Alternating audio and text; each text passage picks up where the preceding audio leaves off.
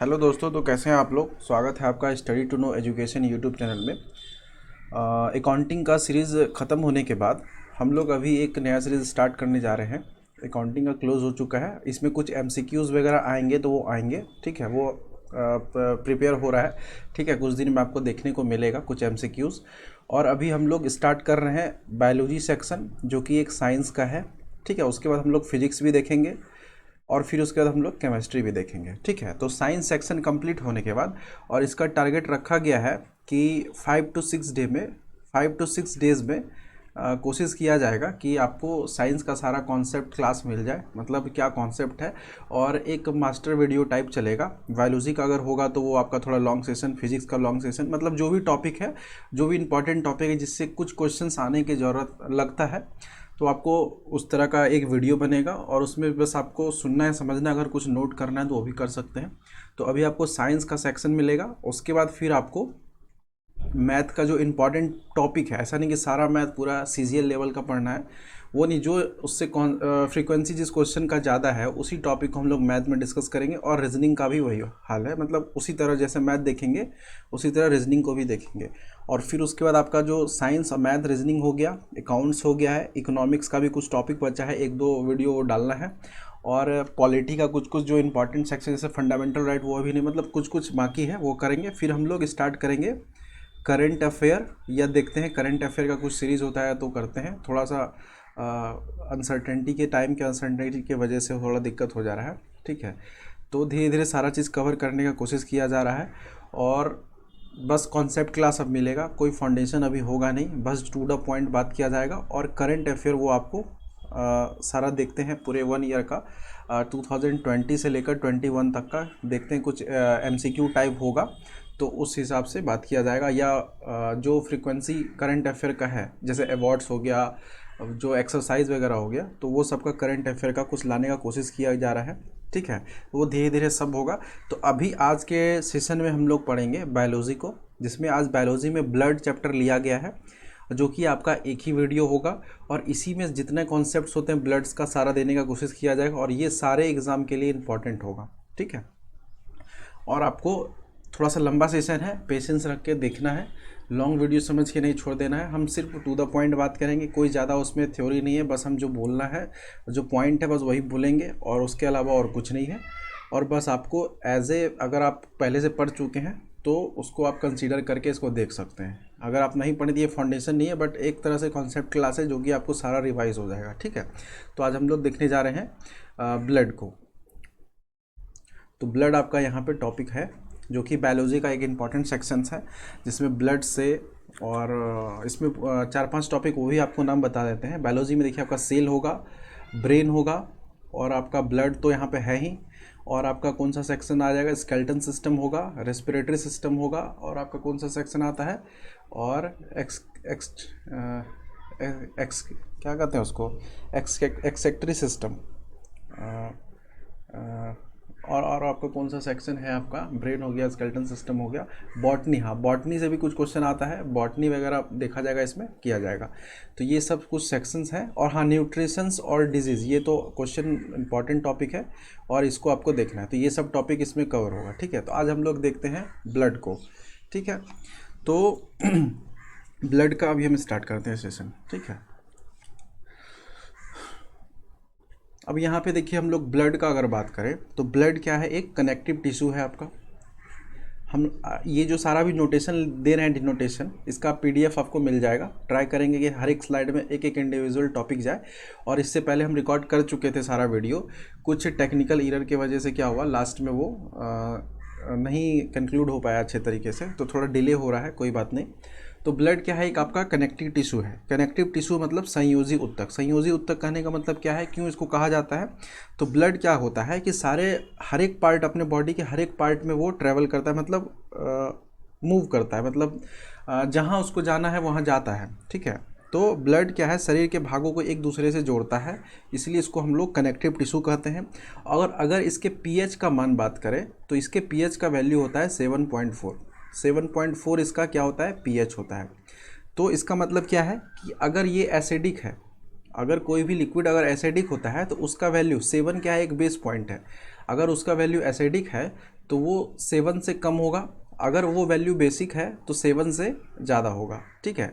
तो यहाँ पे 7.4 है, इसका मतलब क्या है, स्लाइटली 7 से ज़्यादा है, इसका मतलब क्या है, ये स्लाइटली बेसिक है, ठीक है, स्लाइटली बेसिक है। और इसको हम लोग क्या कहते हैं, अल्कलाइन, अल्कलाइन भी इसको कहा जाता है। अगर कहा जाए कि नेचर ऑफ ब्लड कैसा है, ऑप्शन दे दिया, अगर अल्कलाइन आपको दिखा तो आप टिक आउट कर सकते हैं, ठीक है। और इसका अगर एक और बात किया जाए सॉल्युबिलिटी का, तो ये वाटर में क्या होता है, जल में घुलनशील होता है, सॉल्यूबल होता है, वाटर में सॉल्यूबल होता है, ठीक है। तो ये आपका फैक्ट था। और अगर पूछा जाए आपसे कि ब्लड का वेट कितना होता है, वेट ऑफ ब्लड, ठीक है, वेट ऑफ ब्लड, तो हमारे बॉडी का जो वेट होता है उसका लगभग 7%, एग्जैक्टली नहीं, लगभग 7% क्या होता है, वेट ऑफ ब्लड होता है। तो आप as a weight of body के हिसाब से देख रहे हैं। अगर आपको लीटर के हिसाब से, वॉल्यूम के हिसाब से देखना होगा तो ऑन एवरेज 5 से 6 लीटर आपके बॉडी में ब्लड होता है, ठीक है। तो ये आपका 5 से 6 लीटर हो गया। तो ये आपका बेसिक पॉइंट था जो कि ब्लड के बारे में सारे लोग को पता है और आपको भी यहाँ पे भी बता दिया गया, ठीक है। अब हम लोग बात करें डिवीजन, तो यहाँ पे देखिए ये जो पॉइंट सारा भी डिस्कस किया वो यही सारा सब लिखा हुआ है, on the basis of volume weight, ठीक है। अब हम लोग डिस्कस कर लेते हैं कि ब्लड कितने पार्ट में डिवाइड होता है। तो ब्लड का डिवीज़न जो होता है, ब्लड का डिवीज़न जो होता है आपका, वो आपका 2 पार्ट में डिवाइड होता है, जो कि आपका है एक प्लाज्मा जो नीचे है, और एक है आपका सेल्स या कॉर्पोसल्स, ठीक है। अब ये सेल्स या कॉर्पोसल्स क्या है वो अभी हम बताते हैं।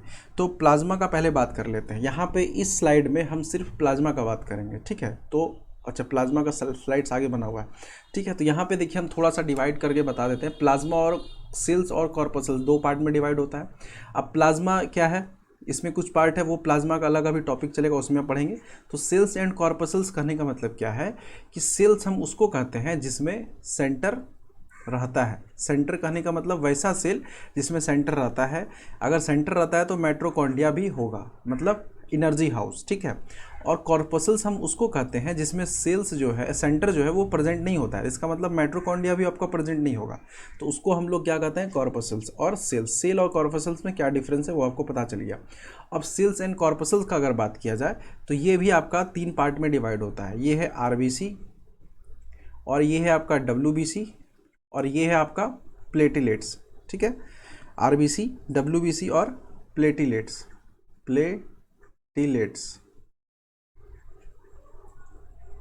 ठीक है।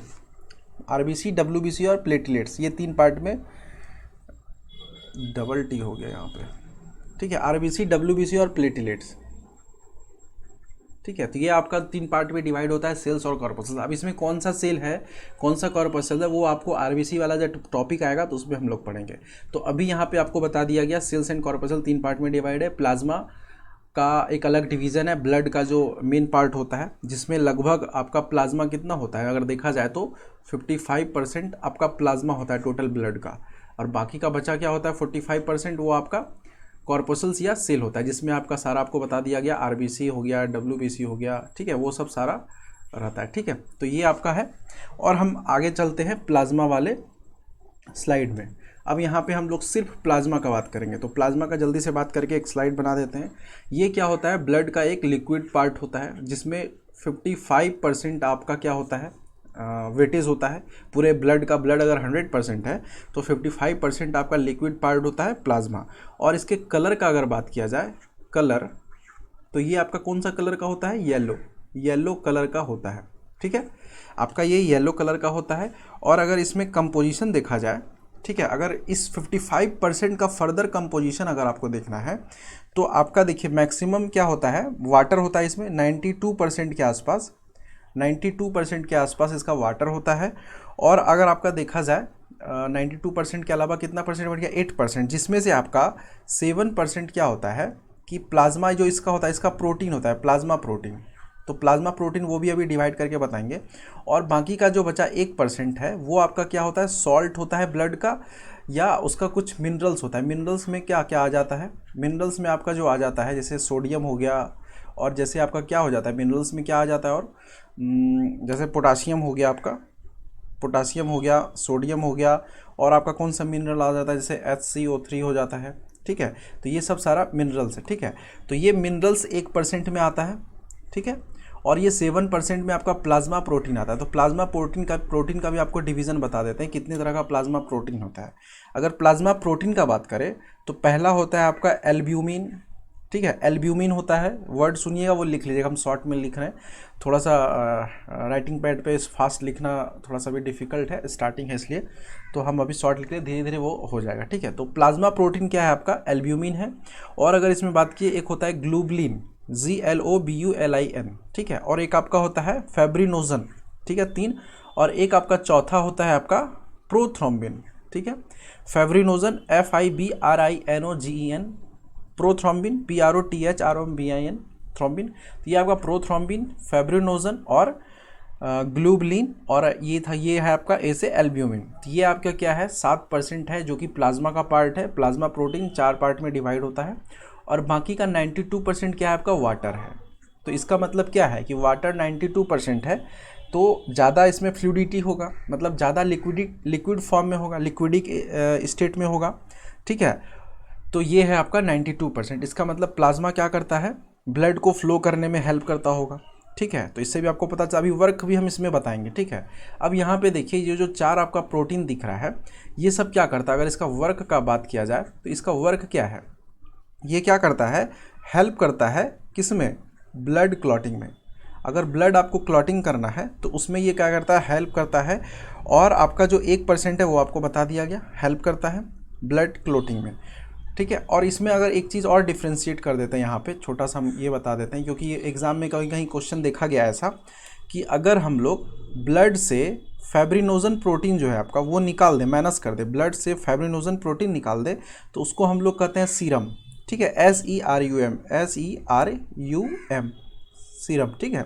और अगर आपका ब्लड से हम लोग RBC को निकाल दें, ब्लड से RBC को अगर निकाल दें तो इसको हम लोग क्या कहते हैं, लिम्फ, LYMPH, ठीक है, लिम्फ। तो ये है आपका सीरम, ये है आपका लिम्फ। तो ये जो पार्ट है इसको याद रखिएगा, ब्लड से अगर RBC जाता है तो इसको हम लोग कहते हैं लिम्फ, अब ब्लड से अगर फाइब्रिनोजन प्रोटीन जाता है तो उसको कहते हैं हम लोग सीरम, ठीक है। और इजी सब कुछ लेना है, सादा टू द पॉइंट बात हो रहा है। अब यहाँ पे देखिए हम लोग बात करते हैं थोड़ा सा प्लाज्मा का वर्क, ठीक है।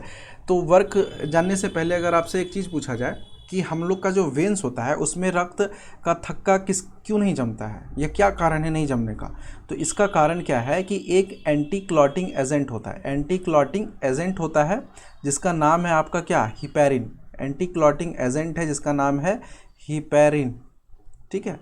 तो ये हिपैरिन क्या करता है कि ब्लड को नस में जमने नहीं देता है, रक्त का थक्का बनने से रोकता है, ठीक है।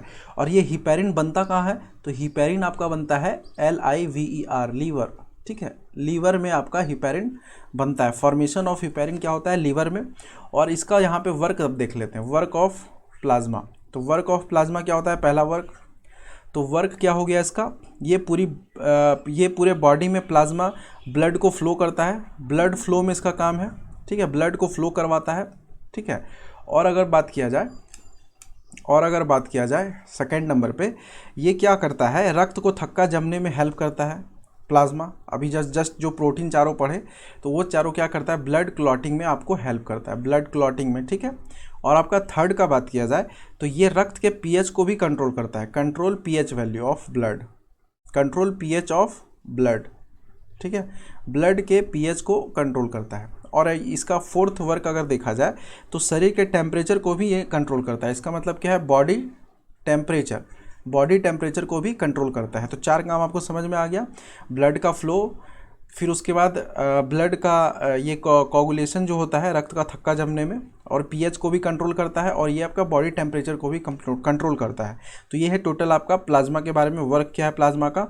और प्लाज्मा का कलर अगर पूछा जाए तो ये जो येलो हम बताए प्लाज्मा का कलर, ये किसके वजह से होता है, कलर का रीज़न क्या है, तो इसमें देखिए क्या होता है, एक पिगमेंट जो भी वर्ड होता है यूज़, वो एक कलर इंडिकेट करता है। पिगमेंट वर्ड अगर यूज़ हो रहा है बायोलॉजी में तो एक पिगमेंट होता है आपका जिसका नाम है बिलिरुबिन, ठीक है। बिलिरुबिन के कारण क्या होता है, ये येलो दिखता है। अब ये बिलिरुबिन कहाँ बनता है, ठीक है, ये कहाँ बनता है, लीवर में। बिलिरुबिन कहाँ बनता है आपका, लीवर में, ठीक है। तो ये लीवर में बनता है बिलिरुबिन, जिसके कारण ये येलो कलर दिखता है। और ये जो प्लाज्मा है, अगर पूछा जाए कौन सा रंग के कारण प्लाज्मा पीला होता है, तो आपको कौन सा अंग के कारण, तो ये क्या है, एक तरह का आपका अंग है। तो कौन से अंग के कारण प्लाज्मा पीला होता है, ये आपका हो गया लीवर के कारण। ठीक है, तो आपको सारा प्लाज्मा का यहाँ पे कॉन्सेप्ट दे दिया गया। ठीक है, तो प्लाज्मा पढ़ लिए। अब हम लोग यहाँ पे ब्लड का दो पार्ट था, प्लाज्मा एक था और एक आपका सेल्स एंड कॉर्पसल्स था। तब हम लोग अब चलेंगे सेल्स एंड कॉर्पसल्स में। और यहाँ पे देखिए कुछ आपको टर्म बता देते हैं। अगर मान लीजिए ल्यूको, LEUKO, ल्यूको अगर यूज़ किया जाए तो इसको हम लोग कहते हैं रेड। ठीक है, ल्यूको वर्ड अगर यूज़ हो रहा है तो रेड। और अगर आपका एरिथ्रो होता है, ARYTHRO,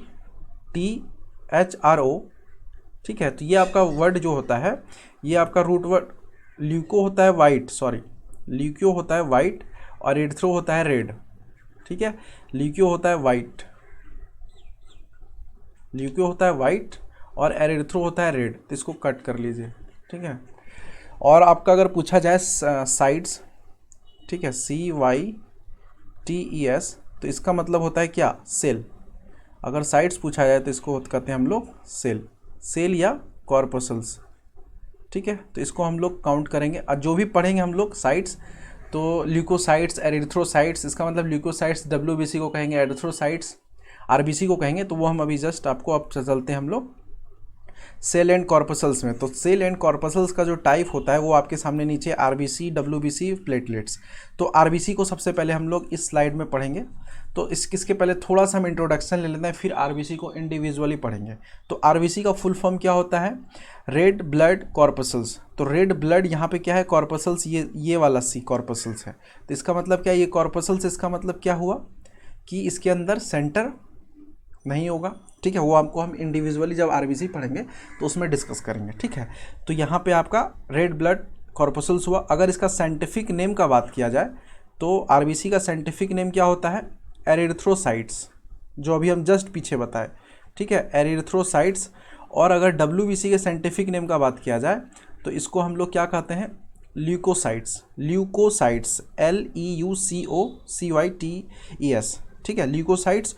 और अगर प्लेटलेट्स का बात किया जाए तो इसका साइंटिफिक नेम क्या होता है, साइंटिफिक नेम ऑफ प्लेटलेट्स, थ्रेम्बोसाइट्स। ठीक है, थ्रेम्बोसाइट्स। ठीक है, थ्रेम्बोसाइट्स कर लीजिएगा। ठीक है, तो ये आपका क्या है, प्लेटलेट्स का साइंटिफिक नेम। और अगर इसके नंबर का बात किया जाए, हमारे बॉडी में RBC कितना है, तो अगर हम एक बूंद ऑफ ब्लड का सैंपल ले, मतलब 0.001 ml अगर ले सैंपल, तो उसमें हम सारा काउंट कर सकते हैं कि RBC कितना है, WBC कितना है और प्लेटलेट्स कितना है। तो अगर एक बूंद लिया जाए तो उसमें लगभग आपका RBC ऑन एवरेज 4.5 से लेकर 5.5 कि कितना मिलियन तक होता है, मिलियन तक। ये हो गया आपका क्या, एवरेज, ये हो गया आपका एवरेज। ठीक है, और अगर यही सेम चीज़ अगर पूछा जाए सेम ब्लड सैंपल में 4.5 से लेकर आपका 5 तक अगर मिलियन में है, तो ये आपका क्या हो जाएगा, आपका फीमेल के लिए। और आपका अगर मेल का पूछा जाए तो 5 से लेकर 5.5 तक होता है। ठीक है, तो ये आपका क्या हो जाएगा, ये मेल के लिए हो जाएगा। तो ये आपका तीनों सेक्शन बता दिया गया RBC का। ठीक है, तो ये आपका था फीमेल, ये आपका था मेल। तो ये आपका मिलियन में होता है। और average RBC in male and female अगर देखा जाए तो दोनों का एवरेज कौन सा हो जाएगा, ये 5 वाला। तो इन दोनों का एवरेज क्या हो जाएगा, 5। ठीक है, 5 मिलियन। तो ये चीज़ आपको ध्यान रखना है। और total number of RBC in blood अगर देखा जाए, कोई भी एक बॉडी है तो उसके अंदर टोटल नंबर ऑफ RBC कितना होगा, RBC, तो वो आपको बताना है कितना होता है टोटल नंबर ऑफ RBC, लगभग 25 से 30 कितना ट्रिलियन, 25 से 30 ट्रिलियन। ठीक है, तो ये आपका हो गया total number of RBC in blood. ठीक है, और RBC का साइंटिफिक नेम आपको बता दिया गया। और RBC क्या करता है, इसका एक काम छोटा सा बता देते हैं यहाँ पर अगर है तो RBC क्या करता है, ये प्रोड्यूस करता है एनर्जी। इसका मतलब क्या है कि अगर ये RBC कम हो जाएगा तो हमारा एनर्जी बॉडी फील नहीं करेगा, मतलब हम एनर्जी लेस फील करेंगे। तो RBC का मेंटेनेंस रहना ज़रूरी है। ठीक है, अब हम लोग यहाँ पे WBC का बात कर लेते हैं। ये हो गया आपका WBC। तो तो WBC में क्या होता है कि इसका साइंटिफिक नेम बता दिया गया। हाँ, इसका ब्लड सैंपल का बात कर लेते हैं। अगर इसमें 0.001 अगर लिया जाए तो इसमें आपका टोटल आपको बताना है कि कितना होगा। तो इसमें लगभग आपका 4000 से लेकर 11,000 तक ब्लड सैंपल होता है, ठीक है। 4000 से लेकर 11,000, और ये दोनों मेल और फीमेल का अगर बात किया जाए, मेल और फीमेल, तो दोनों में क्या होता है, इक्वल होता है, ठीक है। दोनों में इक्वल होता है क्या, WBC, ये 1000 में होता है, ठीक है। और अगर आपका प्लेटलेट्स का बात किया जाए, प्लेटलेट्स का, तो ये था आपका WBC, ठीक है। और ये आपका प्लेटलेट्स का बात किया जाए तो प्लेटलेट्स का साइंटिफिक नेम बता दिया गया। और इसमें जो ये 1 ml वाला बात है, 1 बूंद वाला, तो इसमें देखिए कितना होता है प्लेटलेट्स, ये आपका 1.5 से लेकर 4.5 तक होता है, जो कि आपका लाख में होता है, ठीक है, लाख। तो इतना लाख होता है 1.5, तो 1.5 से 4.5 लाख तक होता है ये आपके बॉडी में नंबर ऑफ प्लेटलेट्स। और एक इम्पॉर्टेंट, बहुत ज़्यादा इंपॉर्टेंट फैक्ट, अगर रेशियो का बात किया जाए, जब हम तीनों का नंबर निकाले हैं तो रेशियो क्या होता है, तो रेशियो हम लोग डिसाइड करते हैं RBC रेशियो, WBC रेशियो और आपका प्लेटलेट्स। तो RBC रेशियो आपका कितना होता है, सबसे पहले ये 600 होता है, और WBC 1 होता है, और आपका प्लेटलेट्स उससे थोड़ा सा ज़्यादा 40 होता है, ठीक है। तो ये आपको रेशियो माइंड में लेके कवर करके चलना है, ठीक है। तो आपको यहाँ पे समझ में आ गया थोड़ा बहुत ओवरव्यू। और एक चीज़ और यहाँ पे डिस्कस कर लेते हैं, फिर उसके बाद सारा टॉपिक इंडिविजुअली पढ़ेंगे। अगर आपका RBC इंक्रीज़ हो रहा है तो क्या होगा, RBC अगर डिक्रीज़ हो रहा है तो क्या होगा, WBC इंक्रीज़ हो रहा है तो क्या होगा, WBC डिक्रीज़ हो रहा है तो क्या होगा, प्लेटलेट्स इंक्रीज़ हो रहा है तो क्या होगा, प्लेटलेट्स डिक्रीज़ होगा तो क्या होगा। ये सब अभी आपको हम बता देते हैं एक लाइन से, ठीक है, ताकि कन्फ्यूज़न यहाँ पे कोई क्लियर नहीं, सारा स्लाइड में लिखा रहेगा। आप लोग वीडियो देख के इसके नोटेशन से समझने का कोशिश कीजिएगा, ठीक है। अब देखिए, अगर RBC आपको ज़्यादा अगर हो जाता है तो इसको हम लोग कहते हैं पॉलीसाइथीमिया, जिसको हम लोग क्या कहते हैं कि फेस आपका ज़्यादा ब्लैक हो जाता है, फेस कहिए या बॉडी कहिए, ठीक है, बॉडी आपका ब्लैक हो जाएगा, पॉलीसाइथीमिया हो जाएगा, बॉडी ब्लैक हो जाएगा। मतलब ब्लड अगर ज़्यादा हो जाएगा तो वो कलर रेड से अब क्या हो जाएगा, मैरून होगा, ब्राउन होगा, फिर ब्लैक हो जाएगा। तो RBC ज़्यादा होने से क्या होगा कि आपका पॉलीसाइथीमिया होगा। अगर RBC कम हो जाता है तो इससे क्या होगा, एनीमिया। एनीमिया क्या होगा, ब्लड का कमी हो जाता है, ब्लड कम हो जाता है, ठीक है। तो उसको हम लोग कहते हैं एनीमिया, जिसको हम लोग कहते हैं रक्त क्षीणता, यानी कि रक्त का कमी हो जाना, ठीक है। जिससे क्या होता है, बॉडी येलो कलर का हो जाता है, ठीक है। इसमें क्या था, ब्लैक कलर का हो जाता था, इसमें बॉडी येलो कलर का हो जाता है। अगर आपका white blood cell, WBC cell हम बोले हैं, सेल इसका मतलब सेंटर इसमें होगा, तो WBC का अगर अधिकता हो जाता है तो इसको हम लोग ब्लड कैंसर कह देते हैं, क्योंकि ब्लड कैंसर हो जाता है WBC जब ज़्यादा बढ़ता है तो इसका साइंटिफिक नेम अगर पूछा जाए ब्लड कैंसर का तो ल्यूकेमिया होता है। ल्यूकेमिया, LEUKMIA, ठीक है। तो ये आपका समझ लीजिए, ल्यूकेमिया हो जाता है आपका, WBC ज़्यादा हो जाता है। तो अगर WBC कम अगर हो जाए तो इसको हम लोग कहते हैं, अगर WBC कम हो जाएगा तो बहुत सारा डिजीज़ होगा, क्योंकि WBC क्या होता है, एक डिफेंसिंग सेल्स है, जो कि हमारे बॉडी में जो भी गलत डस्ट वगैरह, गंदा वगैरह सब जो भी कुछ एंटर करता है तो उससे डिफेंस लड़ने का काम करता है। तो इसलिए आपका WBC क्या है, कम होने के बाद मैनी डिजीज़ हो जाता है, ठीक है। तो मैनी डिजीज़ हो जाता है, आराम से सारा कुछ समझते हुए चलना है, थोड़ा सा सेशन लॉन्ग है, देख लीजिए, आपको सारा फैक्ट मिल जाएगा, क्वेश्चन एक भी नहीं छूटेगा ब्लड का। और आपका यहाँ पे देखिए प्लेटलेट्स, अगर प्लेटलेट्स ज़्यादा हो जाएगा तो क्या हो जाएगा, तो प्लेटलेट्स ज़्यादा होगा तो ब्लड गाढ़ा हो जाएगा। तो ब्लड अगर गाढ़ा हो जाएगा तो आपका फ्लो क्या होगा ब्लड का, वो क्या हो जाएगा, कम हो जाएगा। इसका मतलब क्या होगा, जब ब्लड फ्लो कम हो जाएगा तो जहाँ ब्लड जाना चाहिए था वहाँ, मतलब ब्लड प्रेशर भी लो हो सकता है, ठीक है। तो अब इसमें देखिए फ्लो कम हो गया तो इसको हम लोग क्या कहते हैं, जो नेम होगा इसका, इसको हम लोग कहेंगे थ्रोम्बोसिस, THROMBOSIS, ठीक है, थ्रोम्बोसिस। तो इसको हम लोग कहते हैं थ्रोम्बोसिस। अगर आपका प्लेटलेट्स कम हो गया तो इसका मतलब क्या हो गया, रक्त आपका ज़्यादा पतला हो गया, खून आपका ज़्यादा पतला हो गया। जो पहले क्या था, ज़्यादा होने पर गाढ़ा हो रहा था, तो अब कम होने पर क्या हो गया, पतला हो जाएगा।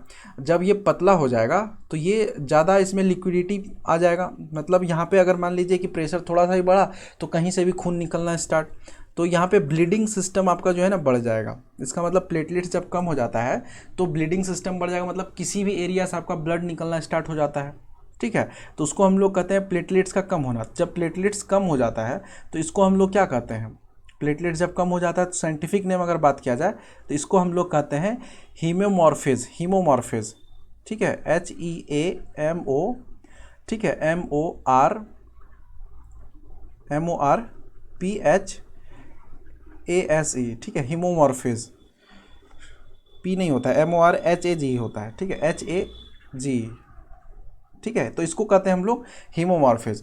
ये सारा आपको बता दिया गया। और एक और रेशियो, आप ये एक और फैक्ट याद रखिएगा, ये आपको रेशियो बता दिया गया था RBC, WBC और प्लेटलेट्स का। और इसमें एक और रेशियो है आपका, अगर पूछा जाए अकॉर्डिंग टू साइज अगर पूछा जाए तो सबसे बड़ा कौन होता है आपका, सबसे बड़ा होता है आपका WBC, फिर आपका होता है WBC के बाद फिर आपका होता है RBC, और फिर आपका होता है प्लेटलेट्स। तो ये आपका अकॉर्डिंग टू साइज़ का ये सीक्वेंस है, सबसे बड़ा WBC, फिर उसके बाद RBC, फिर उसके बाद प्लेटलेट्स। ठीक है, तो ये स्लाइड में एडिशनल फैक्ट था। अब हम लोग इंडिविजुअली चलते हैं RBC पे। ठीक है, अब यहाँ पे देखिए RBC है, तो अब हम सिर्फ क्या करेंगे, इस स्लाइड में RBC को पढ़ेंगे और ये फैक्ट आपको एज ए उसमें मिल जाएगा। ठीक है, तो अब यहाँ पे देखिए RBC का हम लोग अगर कलर का बात करें तो ये आपका एक RBC में प्रोटीन होता है जिसका नाम है, ठीक है, कलर का अगर बात करें तो RBC में एक प्रोटीन होता है जिसका नाम है हीमोग्लोबिन प्रोटीन। हीमोग्लोबिन हम लोग ब्लड टेस्ट वगैरह करवाते तो हम लोग बोलते हैं ना हीमोग्लोबिन, तो ये है आपका हीमोग्लोबिन, क्या है, प्रोटीन है। ठीक है, जो कि कलर इससे पता चलता है। और ऐसा प्रोटीन जो आयरन से मिलके बना होता है उसको हीमोग्लोबिन कहते हैं। ये जो प्रोटीन है ये किससे मिलके बना हुआ है, आयरन से। तो ये आयरन से मिलके बना हुआ है, तो इसको हम लोग क्या कहेंगे, हीमोग्लोबिन प्रोटीन। क्योंकि आयरन का जो रूट वर्ड होता है वो हेम होता है, HEAM। आयरन का रूट वर्ड अगर देखा जाए, आयरन का रूट वर्ड HEAM, ठीक है, HEAM, ये आपका हेम है रूट वर्ड। ठीक है, तो ऐसा प्रोटीन जो आयरन से मिलकर बना होता है उसको हीमोग्लोबिन कहलाता है। और इसी के सारे सीक्वेंस को, मतलब जो भी सारा सिस्टम है RBC से रिलेटेड, तो इसके सारे सीक्वेंस को पढ़ने के लिए हम लोग जो काउंट करते हैं, RBC का काउंटिंग जो करते हैं हम लोग, अगर इसके RBC को काउंट करें तो हम लोग उसको कहते हैं हेमोसाइटोमीटर। HAEMOCYTO मीटर कर लीजिए, ये है आपका हेमोसाइटोमीटर। तो इससे क्या होगा, हम लोग RBC का काउंट करते हैं। ठीक है, और अगर ये सारा सिस्टम को जो भी हम लोग यहाँ पे इसके अध्ययन करने को, इसको पढ़ने का जो सिस्टम है, तो इसको पढ़ने का तरीका अगर वन वर्ड सब्स्टिट्यूशन देखा जाए तो इसको हम लोग कहेंगे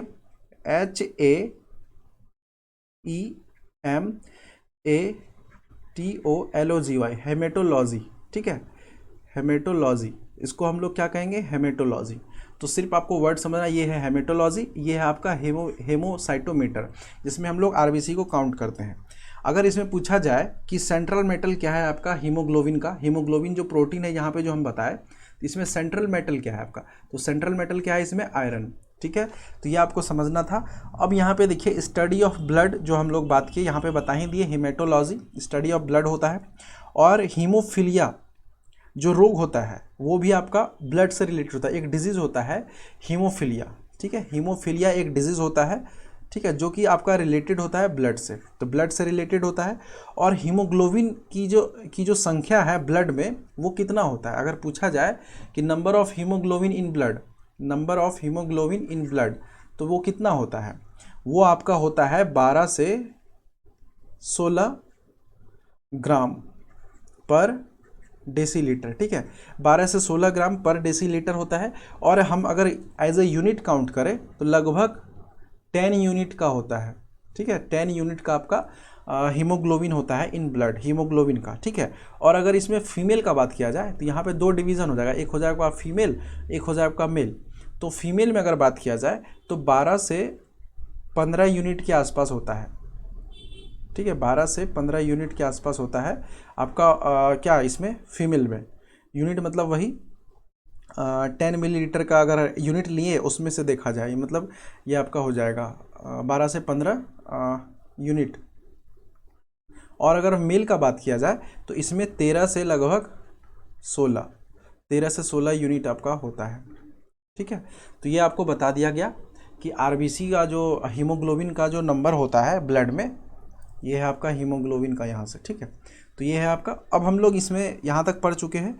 और ये 12 से जो 16 दिया हुआ है वो आपका कहाँ दिया हुआ है, ये आपका एनसीईआरटी के बुक में दिया हुआ है। तो वही फैक्ट आपका यहाँ पे है, एनसीईआरटी के बुक में दिया हुआ है। अब हम लोग इसका कुछ फंक्शंस वगैरह होगा तो देखेंगे और सारा आरबीसी के बारे में जानने का कोशिश करेंगे।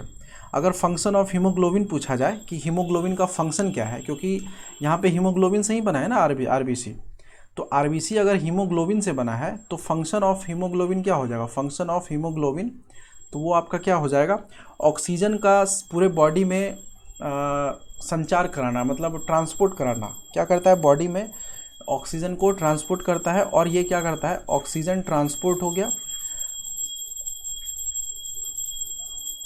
और आपका क्या होता है, ऊर्जा में एनर्जी को प्रोड्यूस करने में हेल्प करता है, प्रोड्यूस एनर्जी को प्रोड्यूस करने में हेल्प करता है, ठीक है। एक बता दिया आपको एनर्जी और एक बता दिया आपको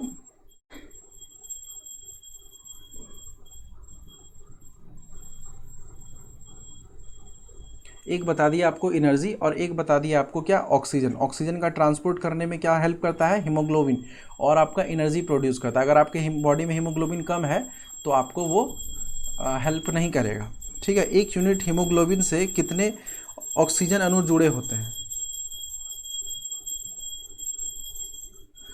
तो अगर पूछा जाए एक यूनिट हीमोग्लोबिन अगर आप लेते हैं, 1 यूनिट ऑफ हीमोग्लोबिन, ठीक है, 1 यूनिट ऑफ हीमोग्लोबिन, तो इसमें अगर पूछा जाए कितने ऑक्सीजन होते हैं, तो ये आपका नंबर ऑफ ऑक्सीजन क्या होगा, ऑक्सीजन मॉलिक्यूल, तो 4 ऑक्सीजन 4 O2 होता है, ठीक है। तो ये आपका एक यूनिट का है।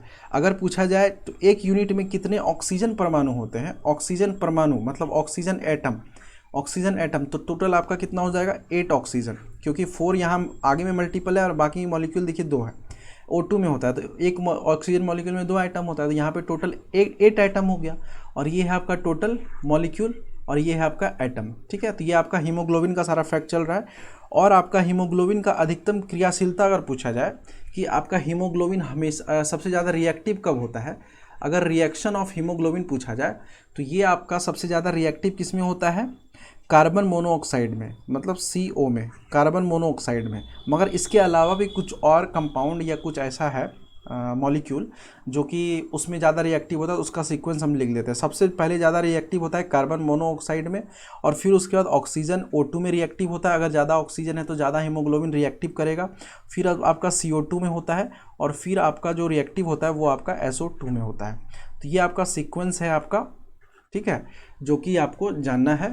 कार्बन ये हीमोग्लोबिन का रिएक्शन है, ठीक है। और हीमोग्लोबिन में लोहा किस प्रकार से होता है, अगर पूछा जाए कि हीमोग्लोबिन में लोहा किस प्रकार से होता है, जो आयरन है आपका सेंट्रल मेटल, तो वो आपका आयंस फॉर्म में होता है, जो कि आपका 2 आयंस होता है, 1 और 2, जिसमें आपका क्या है, पहला Fe2++2 या Fe, दूसरा होता है +3। ये 2+ वाले को हम लोग क्या कहते हैं, फेरस, 2+ वाले को हम लोग फेरस कहते हैं, ठीक है। और अगर नीचे +3 वाला बात किया जाए तो इसको हम लोग कहते हैं फेरिक, ठीक है। तो ये है आपका फेरस, ये है आपका फेरिक। तो ये आपका 2 टर्म ऑफ आयन में आपका रहता है आयरन में, ठीक है, आयरन में आपका होता है हीमोग्लोबिन में। तो ये सब आपको बता दिया गया। अगर जो दिया रहे उसके अकॉर्डिंग आप आंसर कर सकते हैं, दोनों एक साथ ऑप्शन में नहीं दिया रहेगा, ठीक है। और अगर पूछा जाए कि जब माउंटेनी एरिया में अगर आप जाते हैं तो आपका आरबीसी क्या होता है, वो आपका बढ़ता है, ठीक है। और अगर पूछा जाए पर्वतीय क्षेत्र में जाने से किडनी क्या करता है, हार्मोन बनाता है, जिसमें आपका एक चीज़ यहाँ पे आपको कॉन्सेप्ट क्लियर कर देते हैं। ये चीज़ सारा तो सही चल ही रहा है। और ये जो है आरबीसी जब हम लोग क्या करते हैं, जब मॉन्टेनी एरिया पर जाते हैं तो आरबीसी आपको बढ़ता है, वो जस्ट अभी हम बताएं।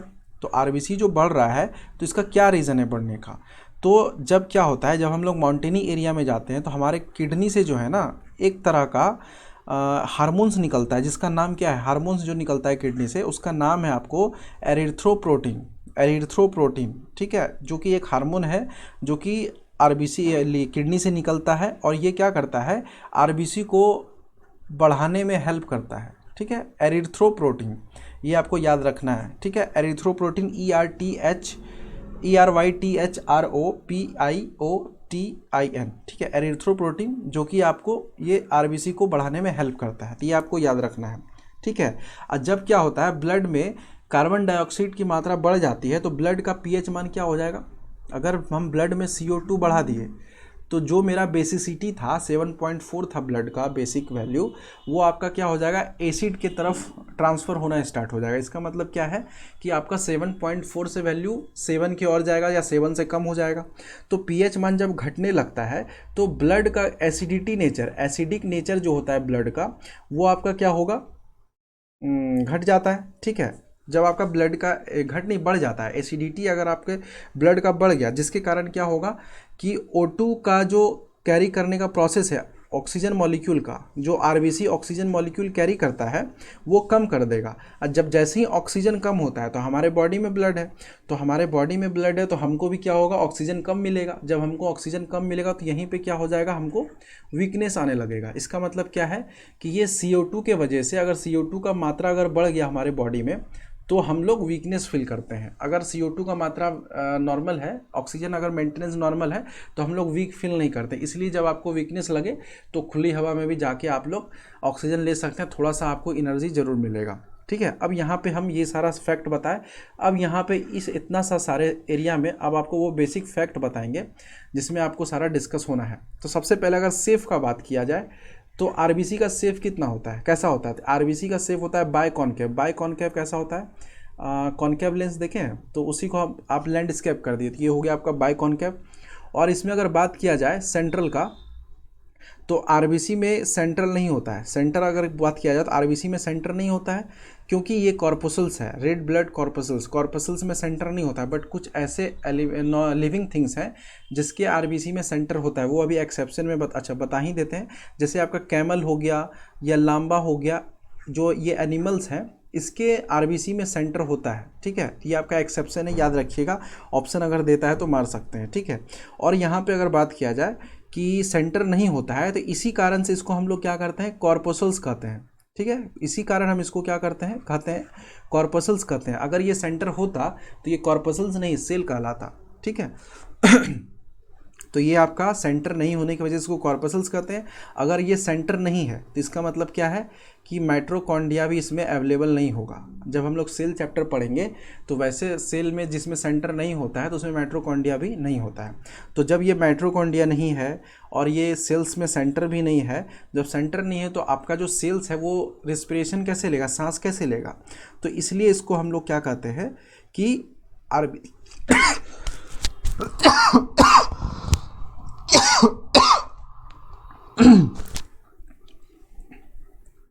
तो माइटोकॉन्ड्रिया भी क्या है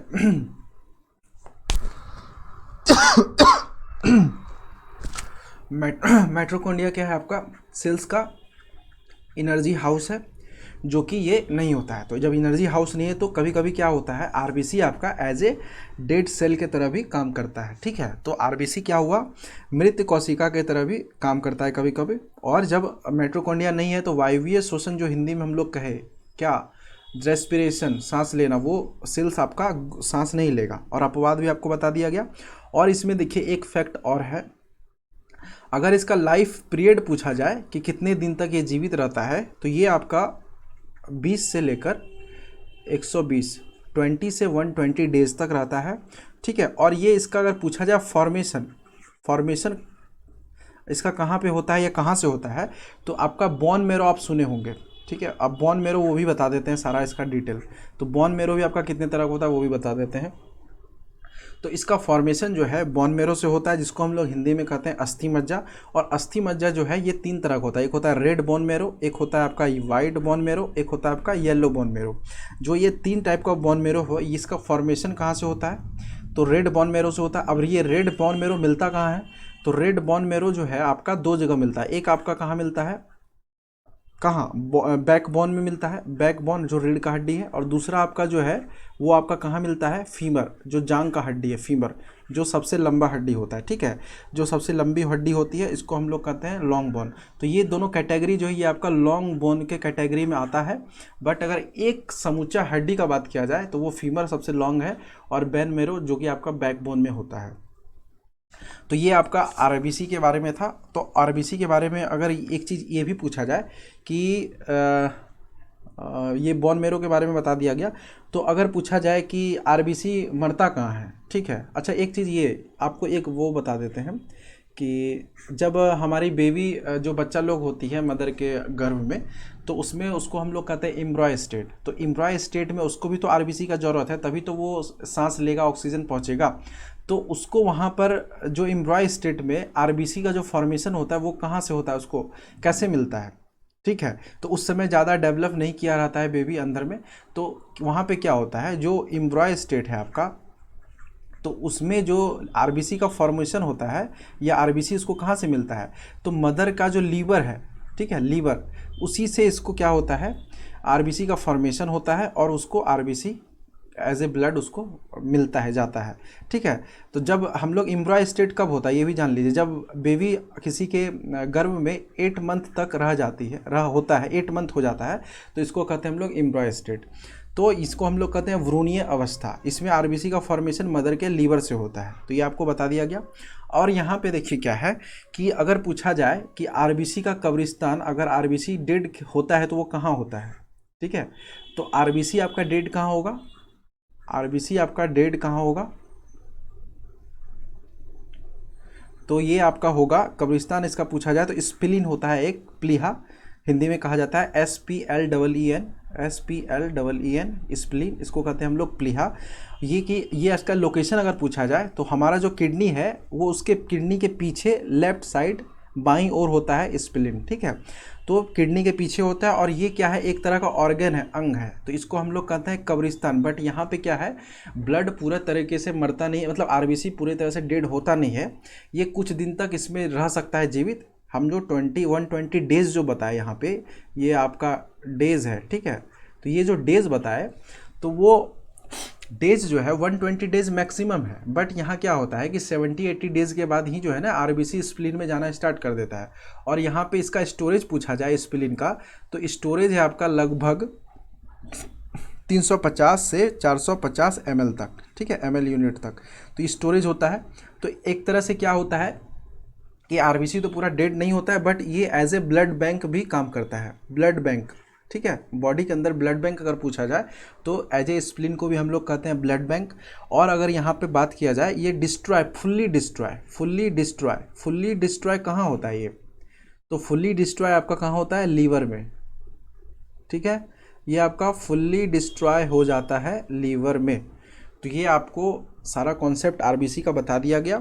और स्प्लीन को हम लोग ब्लड बैंक कहते हैं, वो आपको बता दिया गया। और इसमें जो ब्लड बैंक है, ऐसा नहीं कि पूरा न्यू ब्लड होगा, क्योंकि वो 70-80 डेज बॉडी के अंदर सर्कुलेट करने के बाद यहाँ पे आता है ना, तो ये आपका ओल्ड ब्लड में काउंट होता है। स्प्लीन का जो भी ब्लड होगा वो आपका ओल्ड ब्लड होगा। तो सारा कॉन्सेप्ट आपको बता दिया गया।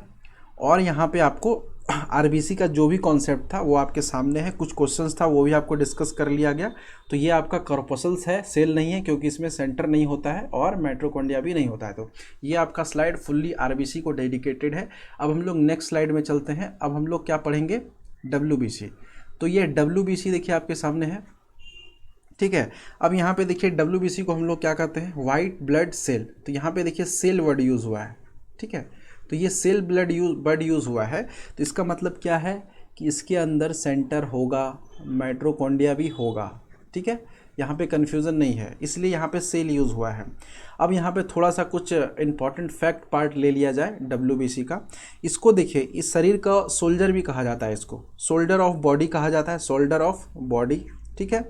और शरीर के बॉडीगार्ड को अगर बात किया जाए, कौन है शरीर का बॉडीगार्ड, तो इसको हम लोग बॉडीगार्ड भी कहते हैं, बॉडी का बॉडीगार्ड, ठीक है। और इसके फंक्शन का अगर बात किया जाए, फंक्शन ऑफ WBC, तो यहाँ पे इसको करते हैं, यहाँ पे फंक्शन ऑफ WBC का अगर देखा जाए तो ये क्या करता है, प्रतिरोधक क्षमता बढ़ाता है, मतलब इम्यूनिटी प्रदान करता है, इम्यूनिटी, ठीक है। ये आपका काम है इम्यूनिटी प्रदान करना। जब इम्यूनिटी प्रदान करता है इसका मतलब क्या है, हमको अगर इम्यूनिटी दे रहा है तो ये क्या करता है, जो भी हमारे अंदर डिजीज़ है या कुछ प्रॉब्लम क्रिएट हुआ है बॉडी के अंदर, उससे ये क्या करता है, फाइट भी करता है, फाइट, ठीक है। तो ये आपको समझ में आ गया, डिफेंसिंग वर्क करता है। और अगर इसके सेफ का बात किया जाए तो सेफ क्या होता है, इसका इरेगुलर होता है, सेफ इरेगुलर होता है। इसका मतलब क्या है कि एज ए ये अमीबा का सेफ होता है। अमीबा का क्या होता है, अमीबा का कोई सेफ नहीं होता है, तो उसी तरह ये इसका भी सेफ होता है, इरेगुलर, ठीक है। और इसको हम लोग वाइट ब्लड सेल कहते हैं, पहले ही बता दिया गया। और इसका साइंटिफिक नेम इसके पिछले वाले स्लाइड में ल्यूकोसाइट्स बता दिया गया था आपको, वो यहाँ पर डिस्कस नहीं किया जा रहा है। और आरबीसी के अंदर सेंटर होता है और इसका माइटोकॉन्ड्रिया। अगर इसका लाइफ टाइम का बात किया जाए, कितने दिन तक ये जीवित होता है, तो इसका लाइफ टाइम अगर होगा तो ये आपका 2 से 5 दिन तक का लाइफ टाइम होगा, 2 से 5 डेज, ठीक है। तो 2 to 5 डेज होगा। और अगर मैक्सिमम बात किया जाए तो लगभग 21 डेज तक ये जीवित हो सकता है, 21 दिन तक, ठीक है। और ये इसका फॉर्मेशन अगर बात किया जाए, फंक्शन अभी बात किया, ये सब सारा फंक्शन था। और अगर इसका फॉर्मेशन का बात किया जाए तो ये फॉर्मेशन ये भी आपका बोन मेरो से होता है, ठीक है, बोन मेरो से फॉर्मेशन होता है। और ये बोन मेरो से जब फॉर्मेशन होता है तो बोन मेरो, कौन सा बोन मेरो, जितना भी टाइप का आपका बोन मेरो कहाँ कहाँ अवेलेबल होता है, बैक बोन में और फीमर में, तो उसी बोन मेरो से आपका फॉर्मेशन होता है। और WBC का अगर पूछा जाए, कब्रिस्तान पूछा जाए WBC का, तो ये आपका जब ग्रेवयार्ड पूछा जाए तो ये आपका कहाँ हो जाएगा, लीवर, ठीक है। ये आपका कब्रिस्तान है, लीवर, ठीक है। और डिस्ट्रॉय अगर पूछा जाए, यहाँ पे लीवर में WBC होता है बट ये पूरा फुल्ली डेड नहीं होता है, ठीक है। बट अगर डिस्ट्रॉय पूछा जाए कि ये फुल्ली कहाँ ख़त्म हो जाता है, तो ये आपका क्या होता है, ब्लड में ही ख़त्म हो जाता है, इन ब्लड में ही ख़त्म हो जाता है। तो ये आपका क्या हुआ, इरेगुलर सेफ हुआ, 2 से 5 दिन तक, ये मैक्सिमम 21 दिन रह सकता है। बोन मेरो में फॉर्मेशन होता है, इरेगुलर सेफ होता है, इम्यूनिटी प्रोवाइड करता है। और इसको हम लोग बॉडीगार्ड या सोल्जर ऑफ बॉडी भी कहते हैं। और ये लीवर में इसका ग्रेवयार्ड है और डिस्ट्रॉय आपका ब्लड में हो जाता है। और यहाँ पे आपको सारा फंक्शन बता दिया गया। अब इसमें थोड़ा सा हम बता देते हैं टाइप्स। तो टाइप्स ऑफ WBC जो है, टोटल आपका कितने टाइप का होता है, 1 2 3 4 कितना होता है, 5 टाइप का होता है, ठीक है। तो ये आपका 5 टाइप का, थोड़ा सा गंदा हो गया, ये आपका 5 टाइप का होता है। तो देखिए, पहला टाइप जिसको हम लोग कहते हैं एसिनोफिल, दूसरा टाइप होता है आपका एसिनोफिल हो गया पहला, दूसरा होता है बेसोफिल, थर्ड टाइप हो गया आपका क्या, न्यूट्रोफिल, फोर्थ टाइप हो गया आपका क्या, मोनोसाइट्स, ठीक है। और फिफ्थ टाइप हो गया आपका क्या, लिम्फोसाइट्स, मोनोसाइट्स, न्यूट्रोफिल, बेसोफिल और आपका एसिनोफिल। तो ये 5 टाइप का होता है। अब इसी पांचों को हम लोग अच्छे से पढ़ेंगे, ठीक है। और इसमें अगर बात किया जाए साइज़ का, वो आपको पिछले बार बता ही दिया गया है, सबसे बड़ा WBC होता है। तो रीज़न यही है, बड़ा साइज़ होने के, अगर बड़ा साइज़ है तो उसके अंदर कुछ ना कुछ ज़्यादा होता होगा। और अगर इसमें पूछा जाए कि सबसे बड़ा कौन सा WBC है, तो ये मोनोसाइट्स आपका जो है ना सबसे बड़ा है, ठीक है। और आपका लिम्फोसाइट्स जो है आपका, ये सबसे छोटा है साइज में, ठीक है। यहाँ माइनस माइनस लगा दिए, यहाँ प्लस प्लस लगा दिए, ठीक है। और अगर पूछा जाए, क्वेश्चंस आता है कि सबसे स्मॉलेस्ट बॉडी सेल, तो आपको ये सबसे स्मॉलेस्ट है तो लिम्फोसाइट्स नहीं लगाना है, तो सबसे स्मॉलेस्ट आपको साइज़ के अकॉर्डिंग बता दिए हैं। साइज़ होता है सबसे ज़्यादा WBC का, फिर उसके बाद RBC का, फिर आपका प्लेटिलेट्स का। तो सबसे छोटा बॉडी ब्लड सेल क्या है आपका, प्लेटिलेट्स। तो ये आंसर करना है ताकि यहाँ पे कन्फ्यूज़न ना हो कि लिम्फोसाइट्स मार के आ जाए, ठीक है। तो और यहाँ पे देखिए, अब यहाँ पे सबसे ज़्यादा अमाउंट अगर पूछा जाए कि सबसे ज़्यादा कौन सा अमाउंट है, तो ये आपका न्यूट्रोफिल जो है आपका लगभग 60 से 70% होता है आपके पूरे WBC का। WBC जितना परसेंट है, 100% में देखा जाए, WBC के 100% में लगभग 60 से 70% आपका न्यूट्रोफिल होता है। और WBC का सबसे बड़ा भाग भी होता है, क्योंकि ये सबसे ज़्यादा 50% से तो ज़्यादा है। और बाकी में जो है, जो आपका 40 से लगभग 30% है, वो सारा इस सारे चीज़ में डिवाइड है। और सबसे कम अगर पूछा जाए तो बेसोफिल्स होता है, जो कि आपका है तो आपका 0.5 से लेकर 2%। ठीक है, सबसे कम आपका बेसोफिल्स होता है, जो कि पूरे WBC का सबसे छोटा भाग है। ये आपका सबसे छोटा भाग है और ये आपका सबसे बड़ा भाग है। ठीक है, किसका? WBC का। और ये आपको यहाँ पे बता दिया गया, WBC का सबसे बड़ा भाग है on the basis of number.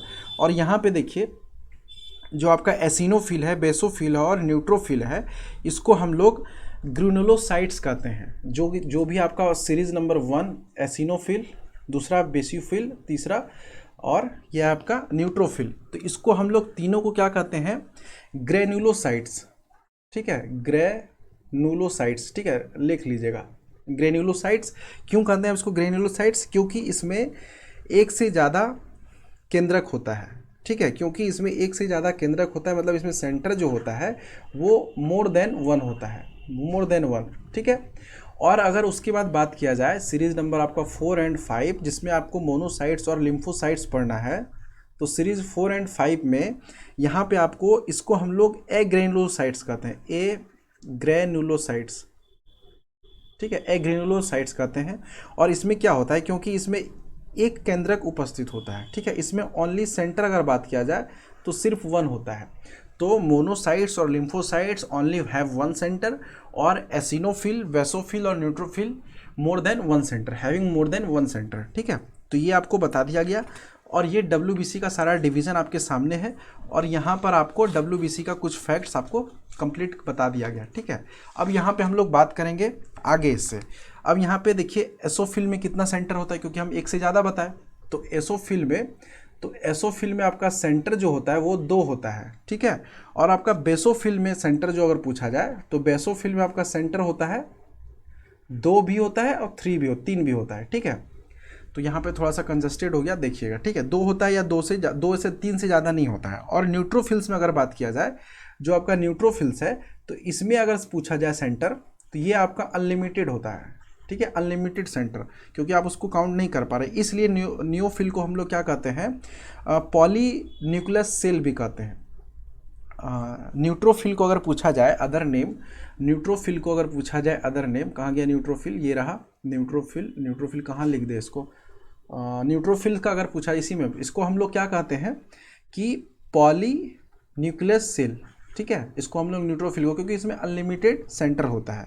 और WBC जो भी यहाँ पे जो WBC का डिवीज़न है आपका, वो वर्क कैसे करता है, तो वो आपको हम यहाँ पे बता दें, मतलब डिफेंसिंग वर्क कैसे होता है। ठीक है, अब उसके बाद हम लोग बताएंगे। सबसे पहले देखिए एसिनोफिल और बेसोफिल है, तो यहाँ पे देखिए सबसे पहले एसिनोफिल और बेसोफिल निर्जीव वस्तु से इम्यूनिटी प्रदान करता है। ठीक है, अब निर्जीव वस्तु क्या है? Non living. जब आपका नॉन लिविंग कोई भी आइटम या कुछ भी डस्ट वगैरह, ठीक है, आपके बॉडी के अंदर जाता है, या कुछ ऐसा गंदा एयर, तो वो क्या करता है, बॉडी में जो नॉन लिविंग बॉडी जो भी एलिमेंट्स अंदर गया उसको पहचान करता है। वो उसको पहचान करने का कार्य किसका है? वो आपका बेसोफिल का है। ठीक है, उसको पहचान करने का कार्य किसका है? बेसोफिल का है। और बेसोफिल्स क्या करता है? उस डस्ट पार्टिकल को पहचान कर एक केमिकल प्रोड्यूस करवाता है। किससे? हिस्टामिन जो है ना, एक केमिकल प्रोड्यूस करता है। बेसोफिल क्या करता है? जब बॉडी में कोई भी नॉन लिविंग थिंग प्रवेश करता है, इंटर करता है, तो उसको पहचानने का कार्य कौन करता है? बेसोफिल करता है।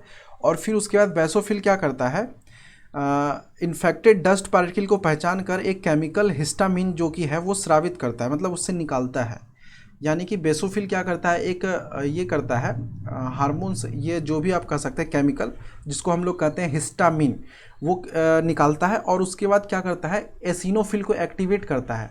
तो एसिनोफिल को एक्टिवेट कौन कर रहा है? बेसोफिल।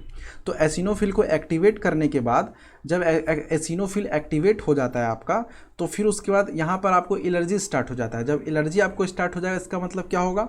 आपको खांसी आएगा या छींक आएगा। तो जिससे वो खांसी और छींक आने से क्या होगा? जो भी आपके अंदर डस्ट पार्टिकल गया वो तुरंत आपका बाहर आ जाता है। तो वर्क देख रहे हैं कैसे हो रहा है? तो बेसोफिल क्या कर रहा है? वो भी डस्ट पार्टिकल को डिटेक्ट करके वो क्या कर रहा है? एक हिस्टामिन केमिकल प्रोड्यूस कर रहा है। और वो केमिकल से क्या हो रहा है? आपका एसिनोफिल आपका एक्टिवेट हो जा रहा है। और एसिनोफिल एक्टिवेट होने के बाद आपको वहाँ पे एलर्जी प्रोड्यूस होगा। एलर्जी होगा मतलब छींक आएगा, खांसी आएगा, और वो सारा डस्ट पार्टिकल जो है आपका, वो सारा आपका निकल जाएगा बाहर।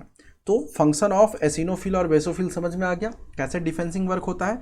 और अगर ये आपका कौन सा है, न्यूट्रोफिल, न्यूट्रोफिल का अगर बात किया जाए तो वो कैसे वर्क करता है, ये सजीव से इम्यूनिटी प्रदान करता है, जो भी आपका लिविंग थिंग है उससे इम्यूनिटी प्रदान करता है, ठीक है, इम्यूनिटी प्रदान करता है। क्योंकि वायरस भी क्या है आपका, एक तरह से अगर देखा जाए वायरस अगर आ गया तो उससे इम्यूनिटी नहीं होता है, इससे इम्यूनिटी को घटता है। क्योंकि वायरस आपका क्या होता है कि जब आपके बॉडी के बाहर है तो वो आपका नॉन लिविंग है, जब आपके बॉडी के अंदर आ जाता है तो वो हो जाता है क्या, लिविंग।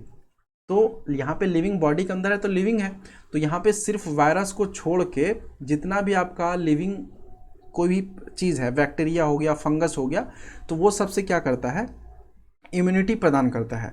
तो न्यूट्रोफिल का वर्क क्या हो गया कि इम्यूनिटी प्रदान करता है। अब ये प्रोवाइड करता है, तो इम्यूनिटी कैसे प्रोवाइड करता है वो आपको बताता है। जैसे देखिए हमारे बॉडी में बैक्टीरिया अगर इंटर किया तो न्यूट्रोफिल क्या करता है, उसे जो भी बैक्टीरिया है उसको अपने ओर अट्रैक्ट करता है, ठीक है। जब अट्रैक्ट कर लिया तो अट्रैक्ट करने के बाद वो फिर क्या करता है, दूसरे बैक्टीरिया को अपने और अंदर लेके आता है। दूसरे चरण में वो अपने अंदर क्या करता है, वो खा लेता है। मतलब फर्स्ट स्टेज में क्या करता है, पहले अट्रैक्ट किया और सेकंड स्टेज में क्या किया, उस बैक्टीरिया को अपने अंदर डाइजेस्ट कर लिया। तो न्यूट्रोफिल का क्या काम है, अंदर लेके खा जाता है, जिसको हम लोग न्यूट्रोफिल के कोशिका को भक्षण कोशिका भी कहते हैं हम लोग। इसका अदर नाम अगर देखा जाए तो न्यूट्रोफिल को हम लोग भक्षण कोशिका भी कहते हैं, भक्षण कोशिका, ठीक है। जो भी आप लिख सकते हैं, न्यूट्रोफिल को आपको एक और नाम आपको बता दिया गया, भक्षण कोशिका। तो इसमें क्वेश्चन भी आपको पूछ सकता है, न्यूट्रोफिल कौन से प्रक्रिया के द्वारा इम्यूनिटी प्रोवाइड करता है, कौन से फंक्शन के द्वारा इम्यूनिटी प्रोवाइड करता है। तो आपका हो जाएगा उसका जो सिस्टम यहाँ पे भी बताया, सेकेंड स्टेज में जो आपका बैक्टीरिया को वो खा लेता है, डाइजेस्ट कर लेता है, तो उसको हम लोग कहते हैं फैगोसाइटोसिस। फैगोसाइटोसिस, PHAGO, फैगोसाइटोसिस, ठीक है, फैगोसाइटोसिस। तो इस प्रक्रिया के कारण वो क्या करता है, वो अपने अंदर बैक्टीरिया को डाइजेस्ट कर लेता है, और इसको हम लोग सेल ईटिंग्स भी कहते हैं। सेल ईटिंग आपका न्यूट्रोफिल का अदर नाम अगर पूछा जाए तो सेल ईटर भी होता है, ठीक है, सेल ईटिंग सेल भी इसको कहा जाता है। तो कभी कभी क्या होता है, न्यूट्रोफिल पूरी कोशिका को ना खाकर कभी कभी क्या होता है कि अपने ही सेल्स को खाना स्टार्ट कर देता है। तो जो भी अपने अंदर जो आपका सेल का, जैसे हम लोग हिंदी में क्या कहते हैं, कोशिका द्रव्य, कोशिका द्रव्य को क्या करता है, वो खुद एब्जॉर्ब कर लेता है, जिससे जो भी बैक्टीरिया है वो मर जाता है। उसके अंदर बैक्टीरिया गया तो बैक्टीरिया को मारना भी तो है, तो वो फिर क्या करता है, अपने कोशिका द्रव्य को अपने अंदर लेके जाता है, बैक्टीरिया को मार देता है, मर जाता है। फिर उसके बाद क्या होता है, जब बैक्टीरिया मर जाता है तो वहीं पे आपका इम्यूनिटी प्रोवाइड हो जाता है, मतलब फिर से आप इम्यूनिटी अपने अंदर महसूस करने लगते हैं, प्रदान होता है। इसको हम लोग अदर नेम अगर पूछा जाए तो सेल का ड्रिंकिंग भी कहा जाता है, सेल ड्रिंकिंग, ठीक है, सेल ड्रिंकिंग। तो सेल ड्रिंकिंग भी इसको कहा जाता है। तो और ये सेल ड्रिंकिंग का जो अगर नाम जी, यहाँ पे देखिए एक और नाम आपको बताए थे, फैगोसाइटोसिस, ये हो गया सेल ईटिंग। अगर सेल ड्रिंकिंग का बात किया जाए तो इसका नाम क्या होता है, पिनोसाइटोसिस।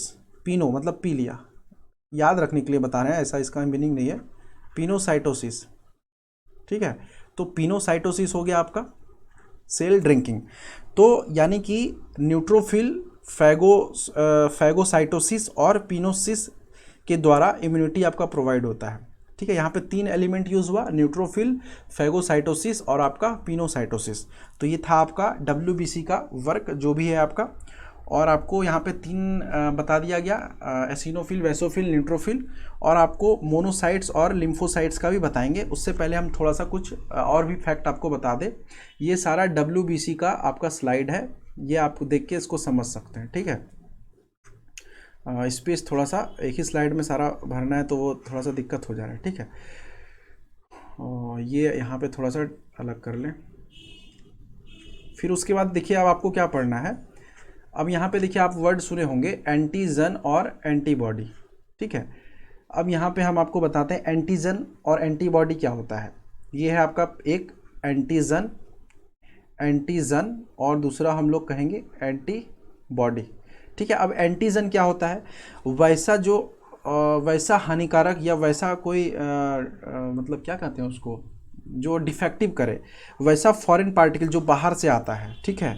अगर कोई बाहर से हमारे बॉडी के अंदर आया जो कि हमारे बॉडी के लिए सही नहीं है, ठीक है, तो उस सारे पार्टिकल को हम लोग क्या कहते हैं, एंटीजन, ठीक है।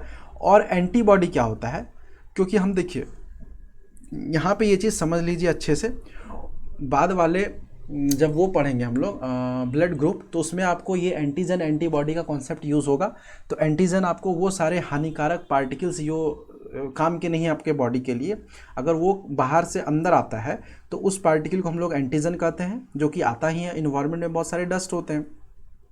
और एंटीबॉडी क्या होता है, वैसे सारे एंटीजन जो हमारे बॉडी में आते हैं उससे फाइट करने के लिए हमारी बॉडी एक प्रोटीन बनाती है, जिसको हम लोग एंटीबॉडी कहते हैं। तो एंटीबॉडी क्या है, आपका एक प्रोटीन है, जो कि आपका जो बाहर से जो डस्ट पार्टिकल आ रहा है उससे लड़ने के लिए क्या होता है कि एंटीजन हमारे बॉडी में लड़ने आते हैं, और उससे फाइट करने के लिए हमारे बॉडी एक प्रोटीन बनाती है, ठीक है। तो हम लोग क्या करते हैं, हम उसको एंटीबॉडी कहते हैं। अब एंटीजन का अगर कुछ एग्जांपल देखा जाए, अभी देखिए करंट में क्या चल रहा है, कोरोना वायरस, तो कोरोना वायरस हो गया आपका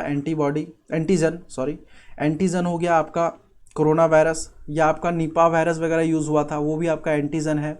या आपका थर्ड में अगर जायका वायरस का यूज़ किया, जायका वायरस आया था, वो भी क्या है, आपका एंटीजन है, जो कि ये आपके बॉडी के लिए अनवांटेड है, बट वो आपके बॉडी के अंदर चले आया है, तो इसको हम लोग क्या कहते हैं, एंटीजन, ठीक है।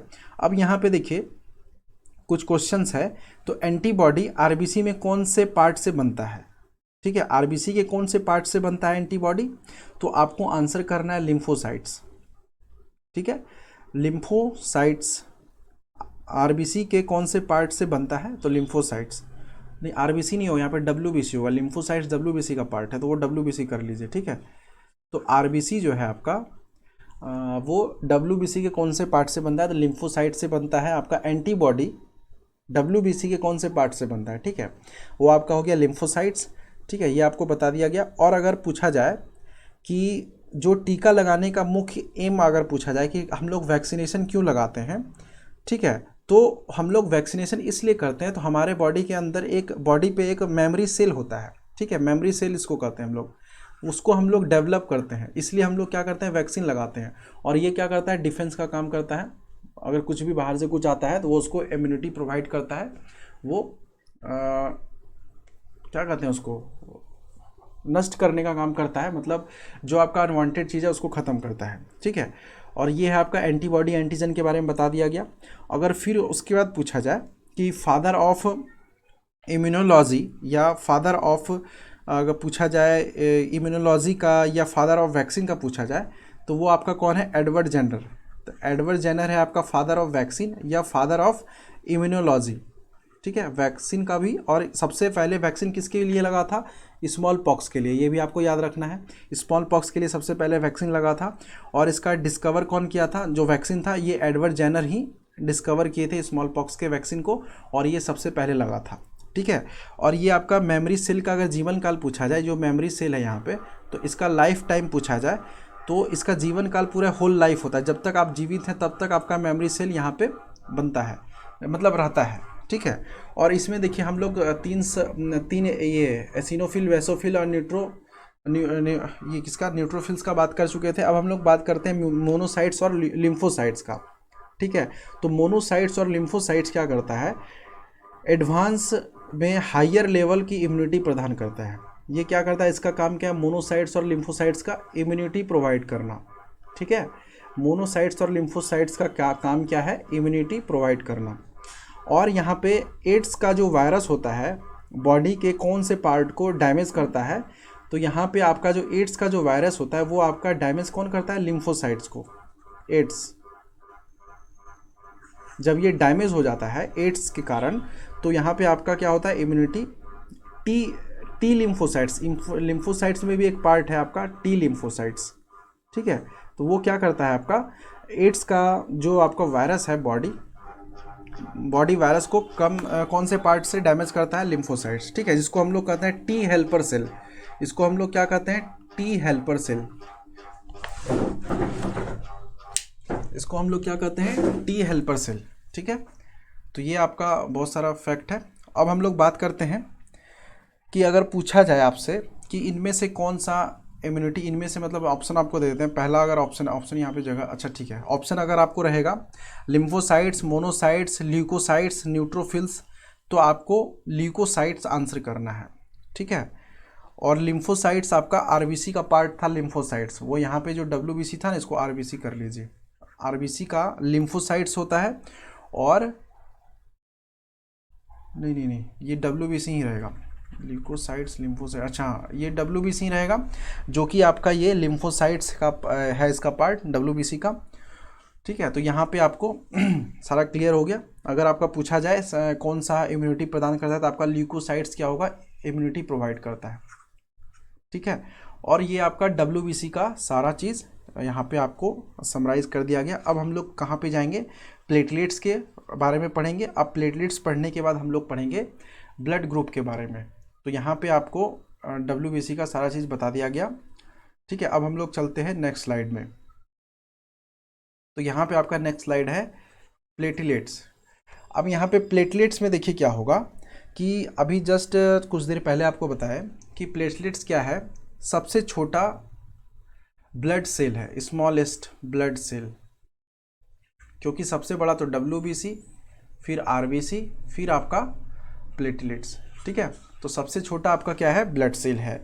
अब इसका फंक्शन का बात किया जाए कि ये काम क्या करता है, वो शुरू में ही आपको बता दिए कि ब्लड का क्लॉट करने में इसका काम है, ये हेल्प करता है ब्लड के क्लॉटिंग में, ठीक है। और इसके ये बता दें सेफ अगर पूछा जाए, प्लेटलेट्स का सेफ कैसा होता है, तो इसका सेफ भी इरेगुलर होता है, ठीक है। इसका कोई सेफ नहीं होता है, जैसा तैसा होता है, जस्ट लाइक अमीबा टाइप। और इसके कर्णिकाएं अगर पूछा जाए कि जो इसका जो प्लेटलेट्स है, इसके अंदर क्या होता है, सेल्स होता है, सेंटर होता है या नहीं, तो सेंटर इसके अंदर नहीं होता है। जब सेंटर नहीं होता है तो माइटोकॉन्ड्रिया भी नहीं होगा। अगर माइटोकॉन्ड्रिया नहीं होगा तो इसको हम लोग जो सेल्स जो सांस लेता है, ठीक है, तो वो ये नहीं ले पाएगा। तो ये सारा है। और इसका अगर टाइम पीरियड का बात किया जाए, ठीक है, तो टाइम पीरियड इसका जीवन काल क्या होता है, 7 डेज का होता है, 7 डेज का होता है, जिसको हम लोग कहते हैं 1 वीक, ठीक है, 1 वीक का टाइम पीरियड होता है। और यहाँ पे अगर इसका पूछा जाए उत्पत्ति, फॉर्मेशन, तो फॉर्मेशन इसका कहाँ होता है, फॉर्मेशन इसका होता है आपका अस्थि मज्जा, बोन मेरो, सारा देखिए बोन मेरो से ही हो रहा है। और इसका कब्रिस्तान कहाँ होता है, एज ए आरबीसी। ग्रेवयार्ड इसका कहाँ होता है, स्प्लीन में। स्प्लीन को हम लोग क्या कहते हैं, ब्लड बैंक। इसमें लगभग कितना स्टोरेज ब्लड होता है, 350 से लेकर 450, जो कि सब आपको बता दिया गया। और ये कौन सा ब्लड होता है, ओल्ड ब्लड, ठीक है, इसमें भी यही होता है। तो ये सब सारा आरबीसी में पढ़ चुके हैं, और प्लेटलेट्स के बारे में आपको अभी बता दिया जा रहा है। अब इसके प्रोसेस का बात किया जाए कि ये जो ब्लड को क्लॉट करता है, तो वो कैसे क्लॉट करता है ब्लड को, तो इसका देखिए थोड़ा सा हम यहाँ पे रिएक्शन बना रहे हैं, और इसको आपको समझना है और अच्छे से सुनिएगा। सबसे पहले क्या होगा, अगर आपको चोट लगता है तो वहाँ का जो मसल्स होता है वो डैमेज हो जाता है। जब मसल्स डैमेज हो जाता है तो उसके अंदर से क्या होता है, एज ए एक कैल्शियम मिनरल्स निकलता है, ठीक है। और जब कैल्शियम मिनरल्स निकलता है, और उसके बाद क्या होता है, और डैमेज सेल से क्या होता है, एक और चीज़ उत्पन्न होता है, आपका निकलता है, फॉर्मेशन होता है, डेवलप होता है, प्रोड्यूस होता है। तो उसको हम लोग कहते हैं थ्रोम्बोप्लास्टिन, थ्रोम्बोप्लास्टिन और आपका कैल्शियम, ठीक है। तो ये आपका निकला। तो जब ये दोनों रिएक्शन करता है, तो रिएक्शन करने के बाद क्या होता है कि रिएक्शन से एक प्रोटीन फॉर्मेशन होता है। ये दोनों मिलकर क्या करता है, एक प्रोटीन बनाता है, ठीक है। प्रोटीन जो होता है आपका बनाता नहीं है, प्रोटीन होता है, जिसको हम लोग कहते हैं प्रोथ्रोम्बिन। प्रोथ्रोम्बिन प्रोटीन होता है। जब ये दोनों रिएक्शन करता है तो प्रोथ्रोम्बिन प्रोटीन होता है एक, जो कि आपका प्लाज्मा में होता है, ठीक है। प्लाज्मा में प्रोथ्रोम्बिन प्रोटीन होता है। आप लोग प्लाज्मा का जस्ट अभी थोड़ी देर पहले स्लाइड में देख लीजिएगा। तो प्रोथ्रोम्बिन क्या होता है, प्लाज्मा प्रोटीन होता है, जो कि ये दोनों रिएक्शन जब करता है तो ये एक्टिवेट करता है इसको, किसको, प्लाज्मा प्रोटीन, प्रोथ्रोम्बिन को, ठीक है, जो कि ये प्लाज्मा प्रोटीन है। जब ये एक्टिवेट हो जाता है तो उसके बाद क्या होता है कि खून का थक्का जमने के लिए कौन सा खनिज आवश्यक है, कैल्शियम, आपको यहाँ पे दिखा गया। तो जब ये सारा एक्टिवेट हो जाता है, फिर उसके बाद क्या होता है कि ये सारा रिएक्शन क्या करता है, दोनों मिलके इसको एक्टिवेट कर दिया। तो यहाँ पे कौन सा प्रोटीन बन गया, प्रोथ्रोम्बिन, ठीक है, प्रोथ्रोम्बिन जो कि प्लाज्मा है। अब यहाँ पे क्या हुआ, रक्त के थक्के जमने के लिए थ्रोम्बिन हेपेरिन को डीएक्टिवेट कर देता है, जो कि नसों में खून के थक्के जमने से रोकता है। तो ये आपको जब प्रोथ्रोम्बिन एक्टिवेट हो गया तो उसके बाद ये सारा रिएक्शन मिलके क्या करता है, एक बनाता है क्या आपका थ्रोम्बिन। ये आपका क्या है थ्रोम्बोप्लास्टिन, ये आपका है कैल्शियम, और ये है आपका प्रोथ्रोम्बिन जो कि एक आपका प्लाज्मा प्रोटीन है। ये सारा रिएक्शन करता है, उसके बाद आपको ये बनाता है थ्रोम्बिन, THROMBIN, ठीक है। तो ये आपका बनाता है थ्रोम्बिन। और ये थ्रोम्बिन क्या करता है, फैब्रिनोजन होता है एक, जो कि ये भी आपका प्लाज्मा प्रोटीन है, जो कि प्लाज्मा में बनता है रहता है। तो उसके साथ ये रिएक्शन करने के बाद ये क्या करता है, एक फाइब्रिन बना देता है, ठीक है। फाइब्रिनोजन था ये, फाइब्रिनोजन था ये, और यहाँ पे क्या बनाता है फाइब्रिन। तो जब ये फाइब्रिन बन जाता है तो ये क्या करता है, फाइब्रिन बनने के बाद ब्लड के साथ रिएक्शन करके ब्लड को वहाँ पे प्लस ब्लड के साथ रिएक्शन करके वहाँ पे ब्लड को कोगुलेट जमा देता है, थक्का बना देता है, ठीक है। और ये जो ब्लड को थक्का बनाता है, ठीक है, इसमें क्या होता है, तो विटामिन के भी इन्वॉल्व हो जाता है यहाँ पे। अगर बॉडी के अंदर आपके विटामिन के है तो विटामिन के का हेल्प से, जैसे हम लोग एज ए कैटलिस्ट यूज़ करते हैं ना, तो विटामिन के भी यहाँ पे एज ए कैटलिस्ट यूज़ होके यहाँ पे ब्लड क्लॉट हो जाता है और आपका खून बहना बंद हो जाता है। तो ये सारा आपको रिएक्शन समझ में आया। चोट लगा, कैल्शियम प्रोड्यूस हुआ, मिनरल्स, और इसके साथ आपको थर्मोप्लास्टिन भी एक्टिवेट हुआ उसी के समय जब चोट लगा। दोनों मिलकर क्या किया, एक प्लाज्मा प्रोटीन था जिसका नाम था प्रोथ्रोम्बिन, उसको एक्टिवेट किया, और यहाँ पे सारा रिएक्शन कंप्लीट होने के बाद एक थ्रोम्बिन बनाया। और थ्रोम्बिन के साथ क्या हुआ, फैब्रिनोजन एक प्लाज्मा प्रोटीन है, उसके साथ रिएक्शन किया, और रिएक्शन करने के बाद फैब्रिन का फॉर्मेशन हुआ। और फैब्रिन क्या हुआ, ब्लड के साथ रिएक्शन करने के बाद वो आपको विटामिन के हेल्प से वो आपका रिएक्शन कंप्लीट हुआ, और यहाँ पे क्या हुआ, ब्लड आपका क्लॉट होना बंद हो गया। तो ये आपका ब्लड क्लॉटिंग का सारा रिएक्शन था। तो इसमें अगर क्वेश्चन पूछा जाए आपसे कि ब्लड क्लॉटिंग में कौन सा रिएक्शन हेल्प करता है, कौन सा विटामिन हेल्प करता है, तो आपका होगा विटामिन के, ठीक है। अगर आपका पूछा जाए खून के थक्का जमने के लिए कौन सा खनिज आवश्यक है, कौन सा मिनरल्स आवश्यक है, तो आपको आंसर करना है कैल्शियम, ठीक है। अगर आपसे पूछा जाए रक्त का थक्का जमने के लिए थ्रोम्बिन हेपेरिन को डीएक्टिवेट, अच्छा यहाँ पे जो है थ्रोम्बिन जो है इससे तो रिएक्शन करता है, किससे,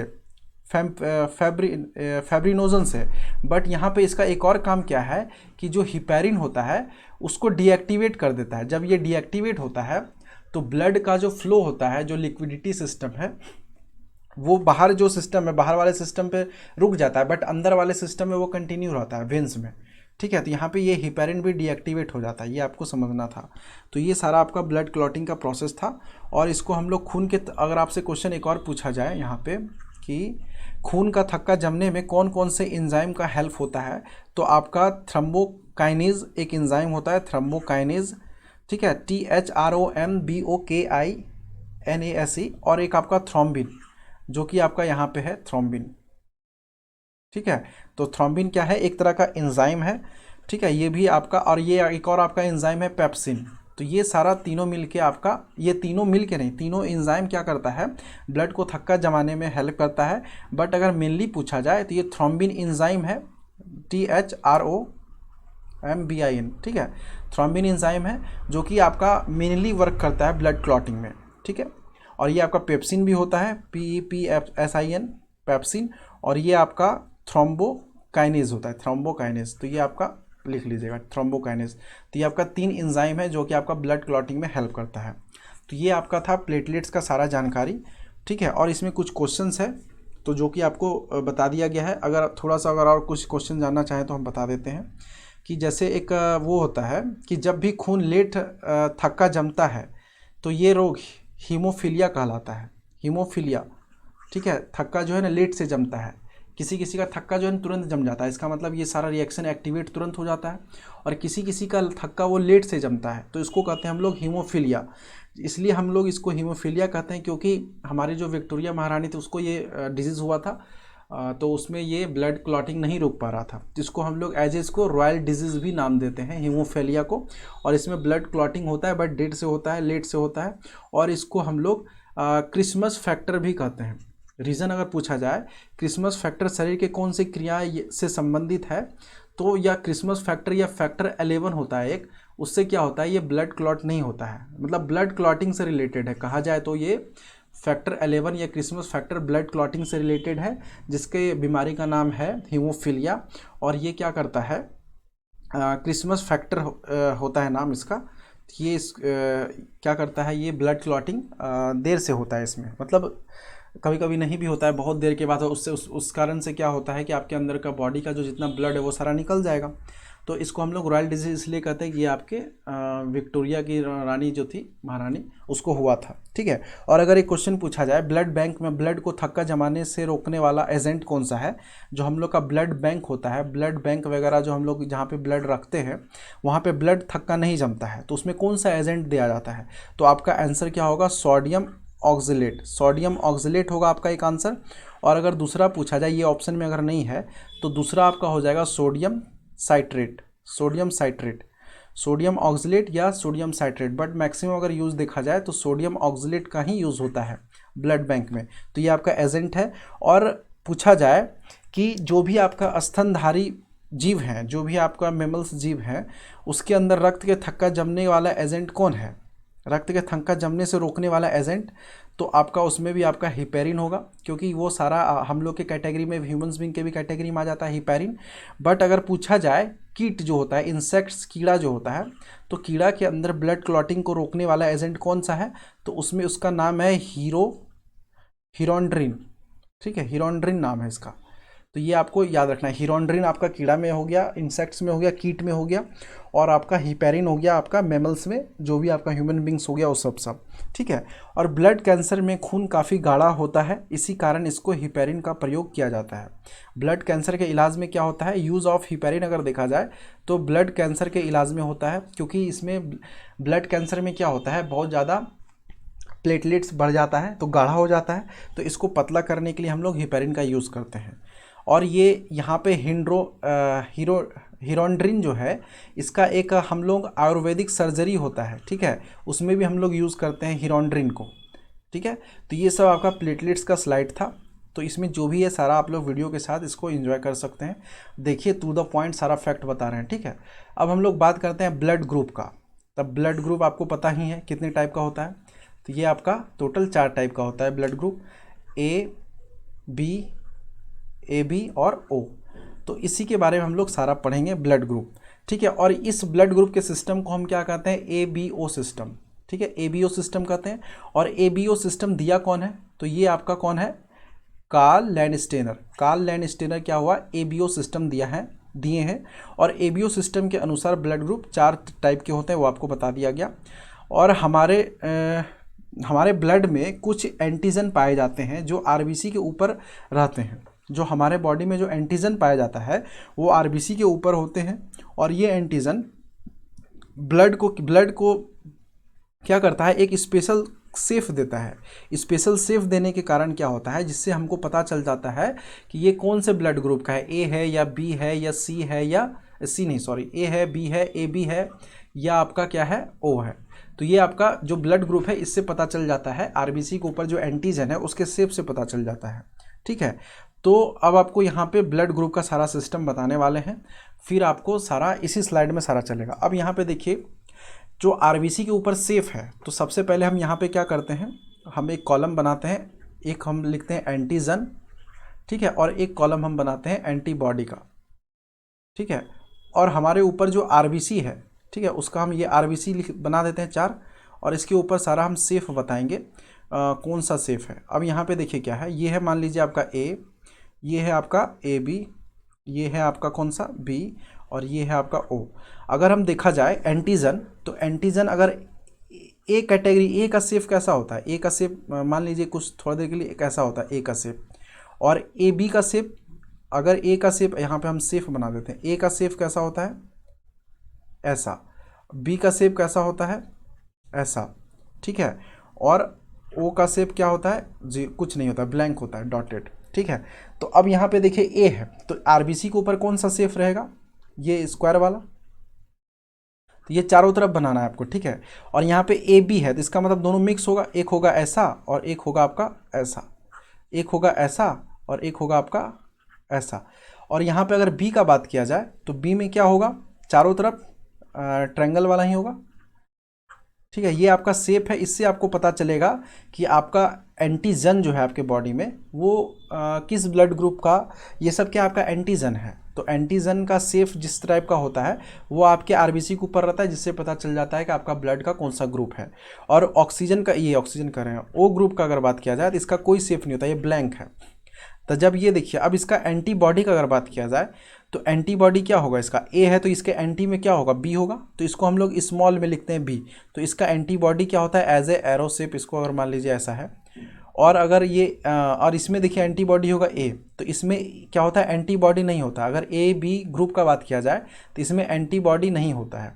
और अगर इसमें बी का बात किया जाए तो बी में इसका अपोजिट क्या हो जाएगा, ए, तो इसका एंटीबॉडी क्या होगा, ए का स्क्वायर शेप लिए हैं तो स्क्वायर वाला लेंगे, क्योंकि यहाँ पे देखिए स्क्वायर है तो यहाँ पे देखिए ये वाला भी स्क्वायर लिए हैं, और यहाँ पे ट्रायंगल है तो ये वाला भी देखिए ट्रायंगल लिए हैं। शेप हम इसी तरह लिए हैं ताकि वो एक दूसरे में फिट हो जाए, ठीक है।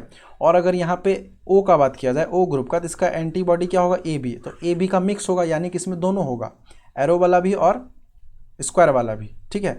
अब इसमें देखिए आपको समझना है फैक्ट कि ए ग्रुप वाला जो आदमी है वो बी ग्रुप को नहीं दे सकता है। तो ए ग्रुप वाला आदमी मान लीजिए ये है और बी ग्रुप वाला आदमी ये है, ठीक है, तो उसमें देखिए क्यों नहीं दे सकता है, क्योंकि देखिए यहाँ पे जो एंटीबॉडी है आपका, जो कि ये एंटीबॉडी क्या होता है, एक तरह का आपका प्लाज्मा होता है, ठीक है, एंटीबॉडी होता है एक तरह का प्लाज्मा।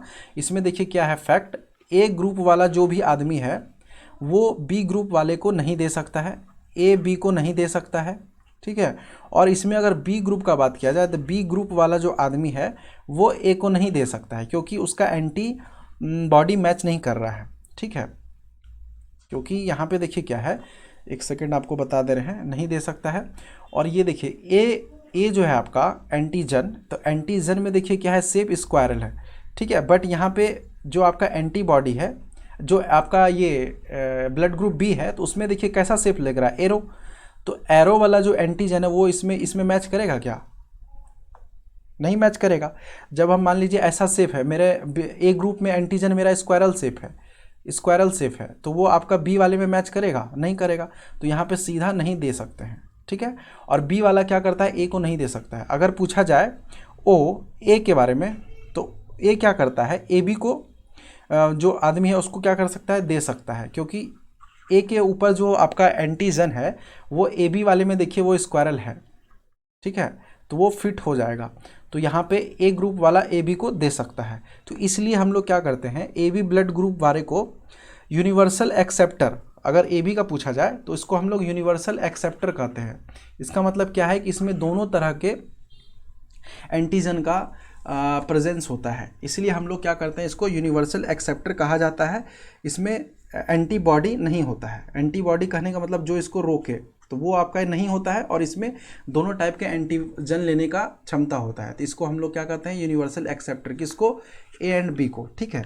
और हम इसके बाद अगर आगे बात करें ओ का, तो ओ में अगर देखा जाए तो सबसे पहले ये बात कर लेते हैं ओ का।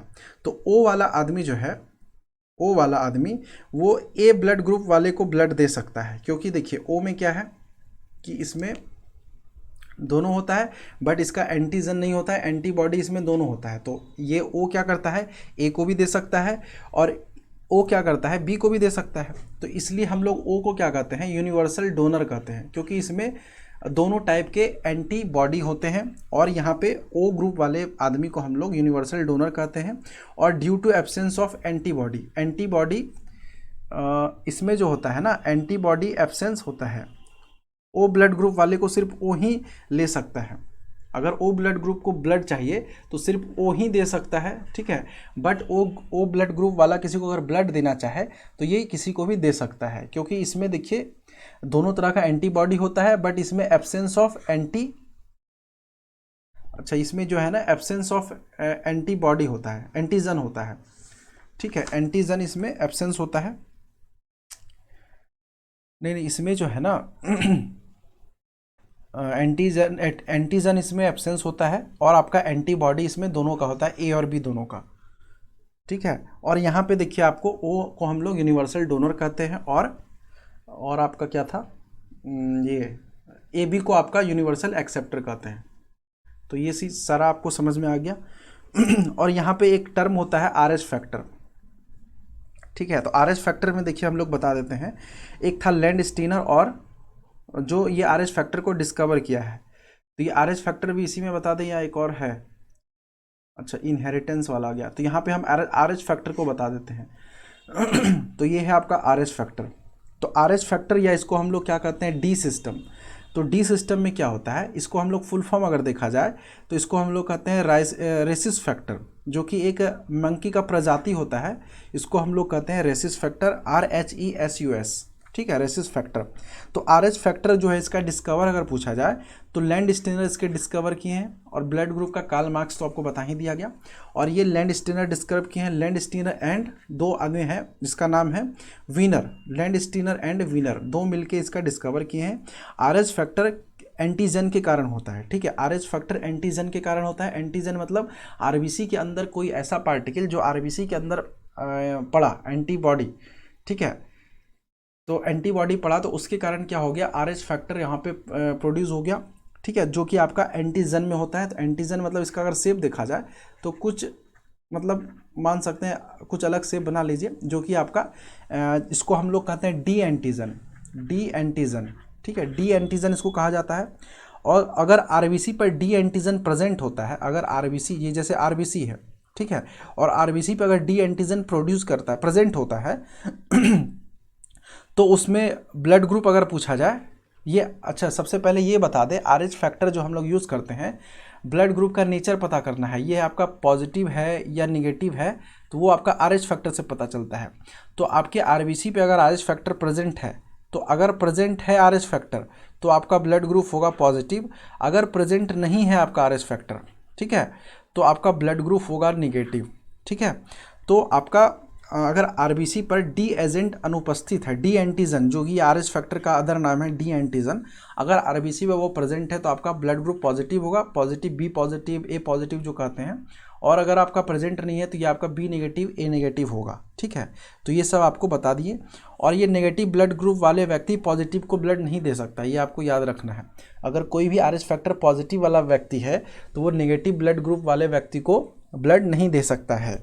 और आपका अगर पूछा जाए यूनिवर्सल एक्सेप्टर पूछा जाए कौन है, तो ए बी प्लस है आपका, जो ए बी प्लस है ये आपका क्या है, universal acceptor. A B plus blood वाले व्यक्ति सारे प्लस वाले को ब्लड, सारे प्लस वाले से ब्लड ले सकता है, ठीक है, यूनिवर्सल एक्सेप्टर सारे प्लस वाले से ब्लड ले सकता है। और अगर ए बी निगेटिव अगर पूछा जाए तो सारे निगेटिव वाले से ये ब्लड ले सकता है, जैसे कि अभी हम यहाँ पे बताएं यूनिवर्सल एक्सेप्टर वाले में। और अगर पूछा जाए ओ में, अगर ओ निगेटिव है तो ये सारे प्लस वाले से, प्लस वाले को ब्लड दे सकता है, ठीक है, सारे प्लस वाले को ब्लड दे सकता है। और इसमें अगर ओ निगेटिव है तो इसमें भी ये, और नेगेटिव वाले को भी ये, सारे नेगेटिव वाले को भी ब्लड दे सकता है। तो ये आपका सारा आपका पता चल गया कन्वर्शन। तो इसलिए ओ निगेटिव वाले को सर्वदाता कहा जाता है, यूनिवर्सल डोनर कहा जाता है। और ओ निगेटिव वाले को सिर्फ ओ निगेटिव वाला ही ब्लड दे सकता है, ओ निगेटिव वाला को सिर्फ ओ निगेटिव वाला ही ब्लड दे सकता है, ठीक है। तो ये भी आपको याद रखना है। तो ये सब सारा कंडीशन है जो कि आपको ब्लड ग्रुप का सिस्टम अभी बता दिया गया। और वह कौन सा कंडीशन होता है जिसमें एक मदर के एक बच्चे होने के बाद उसके बाद सारे बच्चे का डेथ हो जाता है, ये सारा इंपॉर्टेंट क्वेश्चन है, ये पूछा गया भी है और आने का चांसेस भी है। तो इसमें क्या होता है कि अगर मदर का आर एच फैक्टर निगेटिव है, अगर मदर का आर एच फैक्टर निगेटिव है और आपके पापा का, फादर का आर एच फैक्टर पॉजिटिव है, तो वन बच्चा होने के बाद, वन सन्स होने के बाद उसके बाद क्या होगा, कोई भी बच्चा जो भी होगा वो जीवित नहीं रहेगा, डेथ हो जाता है। तो इस सारे कंडीशन को हम लोग क्या करते हैं, एरिथ्रोब्लेटोसिस कहते हैं। इस सारे कंडीशन को हम लोग क्या कहते हैं, ERYTHRO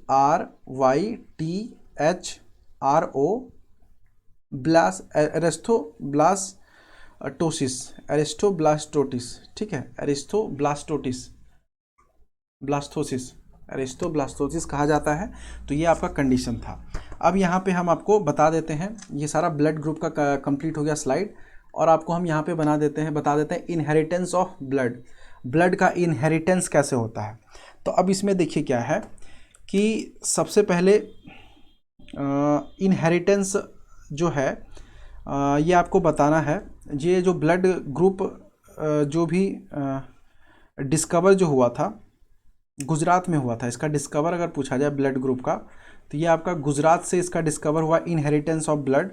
और एक पर्सन है, ये पर्सन है जो कि ये डिस्कवर किए थे, इंडिया सेकेंड RA, इसको हम लोग शॉर्ट में INRA कहते हैं, तो इसको कहते हैं I फॉर इंडिया, ठीक है। फिर उसके बाद सेकेंड, और RA ये पर्सन का नाम है जिस पर डिस्कवर हुआ था, ठीक है। तो ये ब्लड ग्रुप गुजरात में डिस्कवर हुआ है, आपको जान लेना है गुजरात। और ये सारा इनरा ब्लड ग्रुप एक होता है आपका INRA, एक अलग ब्लड ग्रुप है जो कि एक RA नाम के व्यक्ति पे रिसर्च किया गया, उसका फुल फॉर्म है, इसको शॉर्ट में RA याद नहीं आ रहा अभी RA का फुल फॉर्म क्या है। तो आपका 4 ब्लड ग्रुप उधर था, एक आपका 5वां ब्लड ग्रुप है, ये आपका गुजरात में अभी डिस्कवर हुआ है, ठीक है। और आपको इनहेरिटेंस ऑफ ब्लड ग्रुप आपको बता देते हैं। अब यहाँ पे देखिए ABO सिस्टम के अकॉर्डिंग हम लोग चलेंगे इनहेरिटेंस ऑफ ब्लड ग्रुप में, ठीक है। इसमें पहला कंडीशन देखिए क्या हो सकता है कि अगर मदर का ब्लड ग्रुप A है और अगर फादर का ब्लड ग्रुप भी A है, तो सन्स का ब्लड ग्रुप क्या होगा ये आपको बताना है, ठीक है। और अगर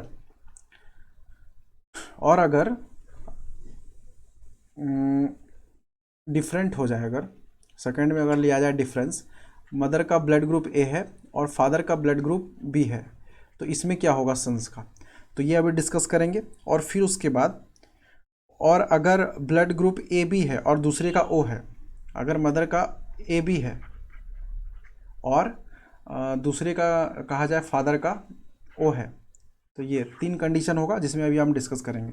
तो सबसे पहले देखिए, अगर मदर का A है तो A है और एक ये नहीं है, अगर पापा का भी A है तो इसके बच्चे का क्या होगा, तो इसमें कंडीशन क्या हो सकता है, A का A के साथ मैच होगा तो एक बनेगा A का O के साथ मैच बनेगा, एक बनेगा AO, A का फिर O का A के साथ मैच बनेगा, एक बनेगा OA, और एक आपका OO के साथ मैच बनेगा, एक बनेगा आपका OO, ठीक है। तो ये आपका कंडीशन है जिसमें क्या होता है, बच्चे का ब्लड ग्रुप 75% केस में, जो ये वाला कंडीशन है 75% केस में A आता है, ठीक है, इसको हम लोग कहेंगे AO, ठीक है। और लेकिन 25% केस अलग हो सकता है, ये जो सारा केस आपको दिखाया जा रहा है ये सब, तो ये सब अलग अलग 25 ये केस है। तो इसको आप ये ऐसे कन्वर्ट कर सकते हैं, A ये वाला और ये और ये O ये O, तो ये सारा सिस्टम है जब ये सारा कंडीशन होगा ABO सिस्टम का।